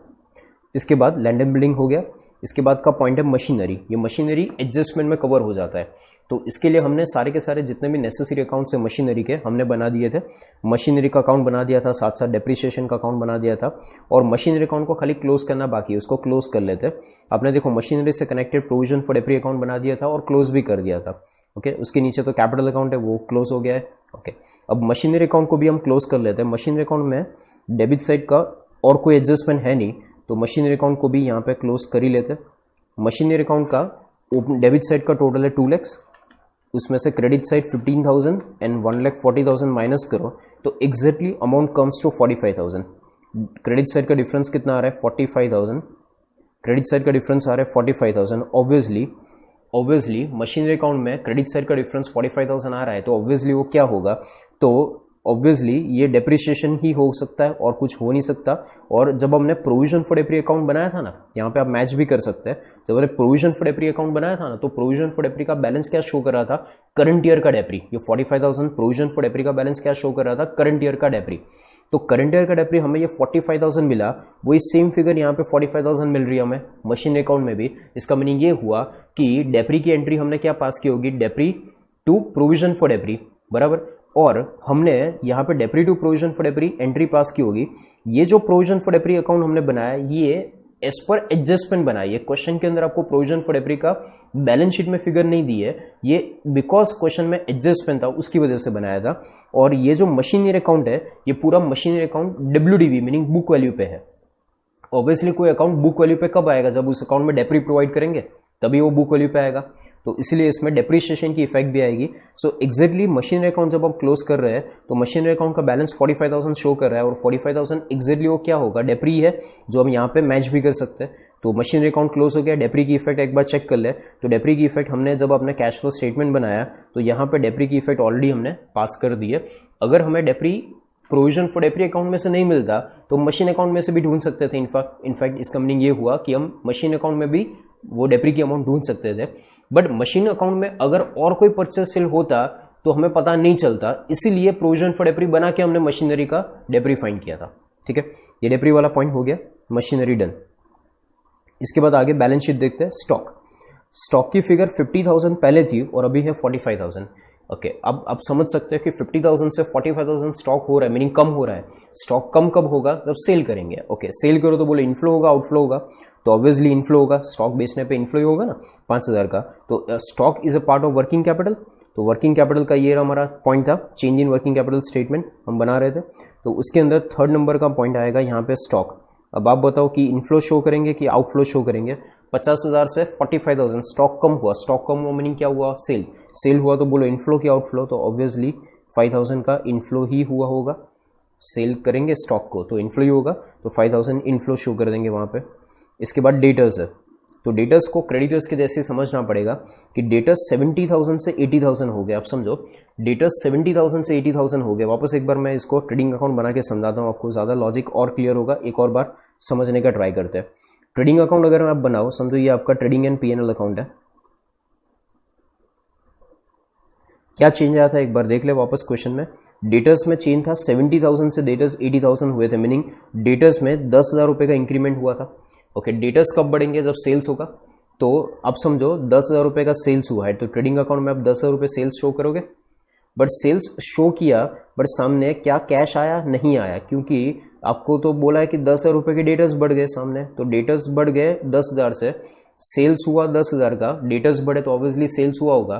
तो सेल्स हुआ 10,000 का, और सामने कैश आया, नहीं आया, क्या बढ़ा, डेटर्स बढ़े, तो कैश तो आया ही नहीं। तो आपने ट्रेडिंग अकाउंट में 10,000 रुपये क्रेडिट किए, इससे प्रॉफिट बढ़ा बट कैश नहीं आया, प्रॉफिट बढ़ा बट कैश नहीं आया। तो आपने सेल्स 10,000 रुपये प्लस किया था, क्रेडिट साइड लिखा था मीनिंग प्लस किया था, तो आपको कैश नहीं आया। तो कैश से मैच करना हो तो सेल्स को 10,000 घटाना पड़ेगा, मीनिंग डेबिट करना पड़ेगा। डेबिट मीनिंग क्या करना पड़ेगा, माइनस। अब आपको लॉजिक क्लियर हो रहा होगा कि हम वर्किंग कैपिटल के अंदर चेंज जो कर रहे हैं वो वर्किंग कैपिटल का चेंज कैसे इसको शो करना है। ठीक है, so that was the logic behind the debtors and creditor balance. तो यहाँ पे वर्किंग कैपिटल के अंदर इसको शो कर देंगे डेटर्स का बैलेंस। तो यहाँ पे 4th पॉइंट वर्किंग कैपिटल के अंदर 4था नंबर का पॉइंट कौन आएगा, डेटर्स। डेटर्स में क्या चेंज आया था, 10,000। ओके, 10,000 क्या करना था, प्लस करना था, माइनस करना था। तो माइनस करना था, माइनस क्यों करना था, क्रेडिट हो गया था, डेबिट करना था। क्रेडिट ज़्यादा हो गया था, डेबिट करना था। डेबिट मीनिंग क्या करना था, माइनस करना था। ठीक है, तो वो माइनस कर दिया। इसके बाद डेटर्स हो गया, और फाइनली लास्ट पॉइंट है cash and bank balance. Cash का ओपनिंग है 20,000 और क्लोजिंग है 25,000। तो कैश फ्लो स्टेटमेंट के अंदर हमारे पास एक लास्ट पॉइंट था, आपको याद होगा। तो लास्ट पॉइंट के अंदर हमारे पास यहाँ पे कैश फ्लो स्टेटमेंट में ओपनिंग और closing cash and cash equivalence है। तो opening cash and cash equivalence question के अंदर 20,000 आपको दे दिया। इसको मैं सेकंड अमाउंट के कॉलम में लिख दूंगा, क्योंकि ये अपना फाइनल, इसके अंदर कोई चेंज नहीं आने वाला है। तो opening cash and cash equivalence 20,000 है, और closing cash and cash equivalence जो है ना वो अपना आंसर है जो 25,000 है। उसको पहले से लिख नहीं देना है, वो 25,000 का जो आंसर है वो आंसर लाना है। वो पहले से लिख नहीं देना है कि 25,000 रुपये आंसर आएगा या आ गया, वो पहले से लिख नहीं देना है। 25,000 क्लोजिंग आएगा, और 25 पहले से लिख नहीं देना है, वो आंसर मैच होना चाहिए आपके बैलेंस शीट के क्लोजिंग कैश बैलेंस से मैच होना चाहिए। मैच होना चाहिए। तो अब हमने सारे एडजस्टमेंट्स कर लिए, बैलेंस शीट के एक एक पॉइंट को पढ़ लिया। सबसे पहले हमने क्वेश्चन चालू कहाँ से किया, net profit as for P&L से। उसके बाद क्या किया, एडजस्टमेंट किया। उसके बाद क्या किया, बैलेंस शीट के एक एक पॉइंट पढ़ते गए, जहाँ जहाँ अकाउंट्स की जरूरत थी अकाउंट बना दिए। उसके बाद एक बार चेक कर लो अकाउंट सारे के सारे क्लोज हो गए क्या, कि कोई अकाउंट बाकी है। तो मशीनरी अकाउंट अपने बनाया था, मशीनरी अकाउंट ऑलरेडी क्लोज हो चुका है, प्रोविजन फॉर डेब्ट क्लोज हो चुका है, कैपिटल अकाउंट क्लोज हो चुका है, और कोई अकाउंट क्लोज करने का बाकी नहीं है। तो फाइनली पूरा क्वेश्चन हमने कर दिया, सारे के सारे पॉइंट्स हमने देख लिए, बैलेंस शीट पूरा देख लिया, एक भी पॉइंट नहीं बाकी है। अब फाइनली टोटल करना चालू करते हैं। टोटल में देखें तो सबसे पहले 60,000 का नेट प्रॉफिट था, यहाँ पे हमने P&L का नेट प्रॉफिट यहाँ पे शो किया था 60,000। उसके बाद यहाँ पे 60,000 का नेट प्रॉफिट यहाँ पे शो कर देता हूँ, 60,000 का नेट प्रॉफिट। उसके बाद 2,000 रुपये और 45,000, टोटल 47,000 यहाँ पे आउटर कॉलम में शो होगा प्लस साइन से। Non cash non operating expense 47,000 उसको शो कर देंगे। Non cash non operating incomes में यहाँ पे कुछ है नहीं एट प्रेजेंट। उसके बाद ये दोनों का प्लस माइनस करें तो 60,000 प्लस 47,000, दो फिगर्स को ऐड कर दे, 60,000 प्लस 47,000, ये दो फिगर को ऐड कर दे तो मुझे यहाँ पे आंसर मिलेगा cash flow before change in working capital, cash flow before change in working capital. यहाँ पे ये हमारे आंसर मिलेगा 1,07,000। दो फिगर को मैंने ऐड किया और कुछ भी नहीं, दो फिगर को ऐड किया 1,07,000, एक ही आंसर आया cash flow before change in working capital. Okay, उसके बाद चेंज इन वर्किंग कैपिटल में क्या आया था, तो चेंज इन वर्किंग कैपिटल में देखे तो 10 कैंसिल, 5,000 रुपये माइनस आउटर कॉलम में नेट वर्किंग कैपिटल का चेंज कितना था, 5,000 नेगेटिव आ रहा है। नेट वर्किंग कैपिटल 10,000 रुपये कैंसिल हो गए, 5,000 रुपये और 10 नेट 5,000 रुपये माइनस साइन से आगे शो करेंगे। तो फाइनली 1,07,000 माइनस 5,000 करे तो 1,07,000 माइनस 5,000 करे तो इट कम्स टू 1,02,000। ये 1,02,000 जो आंसर आया that is called cash flow before tax. और उसके बाद टैक्स पेड जो अमाउंट है वो टैक्स पेड की अमाउंट 0 है, कोई भी टैक्स क्वेश्चन के अंदर दिया नहीं है। तो cash flow before extraordinary items check करें तो cash flow before extraordinary items भी कितनी आएगी, 1,02,000 ही आएगी और कोई चेंज नहीं है। ओके, एक्स्ट्रा ऑर्डिनरी आइटम्स के अंदर क्या था, तो क्वेश्चन के अंदर कोई एक्स्ट्रा ऑर्डिनरी आइटम्स है ही नहीं। तो फाइनली अपना ऑपरेटिंग एक्टिविटी से कैश इनफ्लो कितना हुआ, तो 1,02,000। 1,02,000 फर्स्ट पार्ट का आंसर है 1,02,000 cash flow from operating activity, that answer is 1,02,000। इसके बाद इन्वेस्टिंग एक्टिविटी चेक करें तो इन्वेस्टिंग एक्टिविटी के अंदर इन्वेस्टिंग एक्टिविटी में 40,000 माइनस है, 13,000 प्लस है, सो नेट 27,000 माइनस शो हो रहा है। तो इसको नेट 27,000 आउटर कॉलम में शो कर देते हैं नेगेटिव साइन से 27,000। इन्वेस्टिंग एक्टिविटी का आंसर 27,000। ये भी एक फाइनल आंसर है। एक आंसर आया था पार्ट ए का 1,02,000, दूसरा आंसर आया ये 27,000। और इसके बाद इन्वेस्टिंग एक्टिविटी चेक कर ले तो फाइनेंसिंग एक्टिविटी चेक कर ले तो 35,000, 60,000 और 25,000 माइनस करना है, meaning net answer 70,000 negative show हो रहा है, 70,000 नेगेटिव शो हो रहा है। ओके, अब फाइनली अपने पास यहाँ पे 3 आंसर रेडी हो गए। ये 70,000 फाइनेंसिंग एक्टिविटी का आंसर आया। अब फाइनली मेरे पास 3 आंसर रेडी हो गए, 1,02,000, एक आंसर ये है 1,02,000, सेकेंड आंसर माइनस 27,000, तीसरा आंसर 70,000 माइनस, एंड चौथा opening cash and cash equivalent से 20,000। फाइनली ये सबको प्लस माइनस करे तो 1,02,000 प्लस है, उसमें 27,000 माइनस करो 70,000 तो 5,000 रहेगा, 5,000 आएगा, 5,000 प्लस 20,000 बराबर, एंड फाइनली ऐड करें तो फाइनल आंसर कम्स टू 25,000। तो यहाँ पे फाइनली 25,000 रुपये closing cash and cash equivalents match हो रहा है। वापस एक बार कौन कौन सी चीज़ों को मैंने ऐड किया, 1,02,000 माइनस 27,000 करो कैलसी पे, 1,02,000 minus 27,000 minus 70,000 plus 20,000 comes to 25,000। So final answer, this is your final answer 25,000। ये अपना finally cash and closing cash and cash equivalents, ये अपने क्वेश्चन में जो बैलेंस दिया था closing cash and cash equivalents 25,000, इसके साथ मैच होना चाहिए। अगर ये मैच हो जाता है इसका मीनिंग आपका कैलकुलेशन करेक्ट जा रहा है। So this is called indirect method of cash flow statement. बहुत सिंपल से क्वेश्चन होता है, आपको इंपॉर्टेंट एंट्री आनी चाहिए। ये क्वेश्चन एक दोबारा आपको करना पड़ेगा प्रैक्टिस के लिए। आगे के क्वेश्चन थोड़े डिफरेंट टाइप के, डिफिकल्ट तो नहीं बट थोड़े लेंदी क्वेश्चंस आएंगे, ये छोटा सा क्वेश्चन था वैसे, बट फर्स्ट टाइम कर रहे सो क्वेश्चन समझाने में थोड़ा और टाइम लगा, बट धीरे धीरे क्वेश्चन जैसे जैसे करते जाएंगे आपको ईजी रहेगा। बट ये क्वेश्चन मिनिमम आपको घर पे आज के आज क्वेश्चन एक बार वीडियो देखने के बाद आप पूरा क्वेश्चन एक बार समझ लो, उसके बाद 2 बार रफ में कैलकुलेट कर लो। अब मिनिमम 2 बार कैलकुलेट करोगे तो इसके बाद आगे के क्वेश्चन मेरे को समझाने में ईजी रहेगा, आपको समझने में ईजी रहेगा। एक क्वेश्चन आपको 2 बार रफ में मिनिमम करना भी रहेगा। If you like this video, share it with your friends. Subscribe to our YouTube channel to watch more such videos and learn from our expert faculty members. Press the bell icon to get regular notifications whenever we upload a new video. Download NDI mobile app to get complete CA course online. We value your support. Thank you for watching.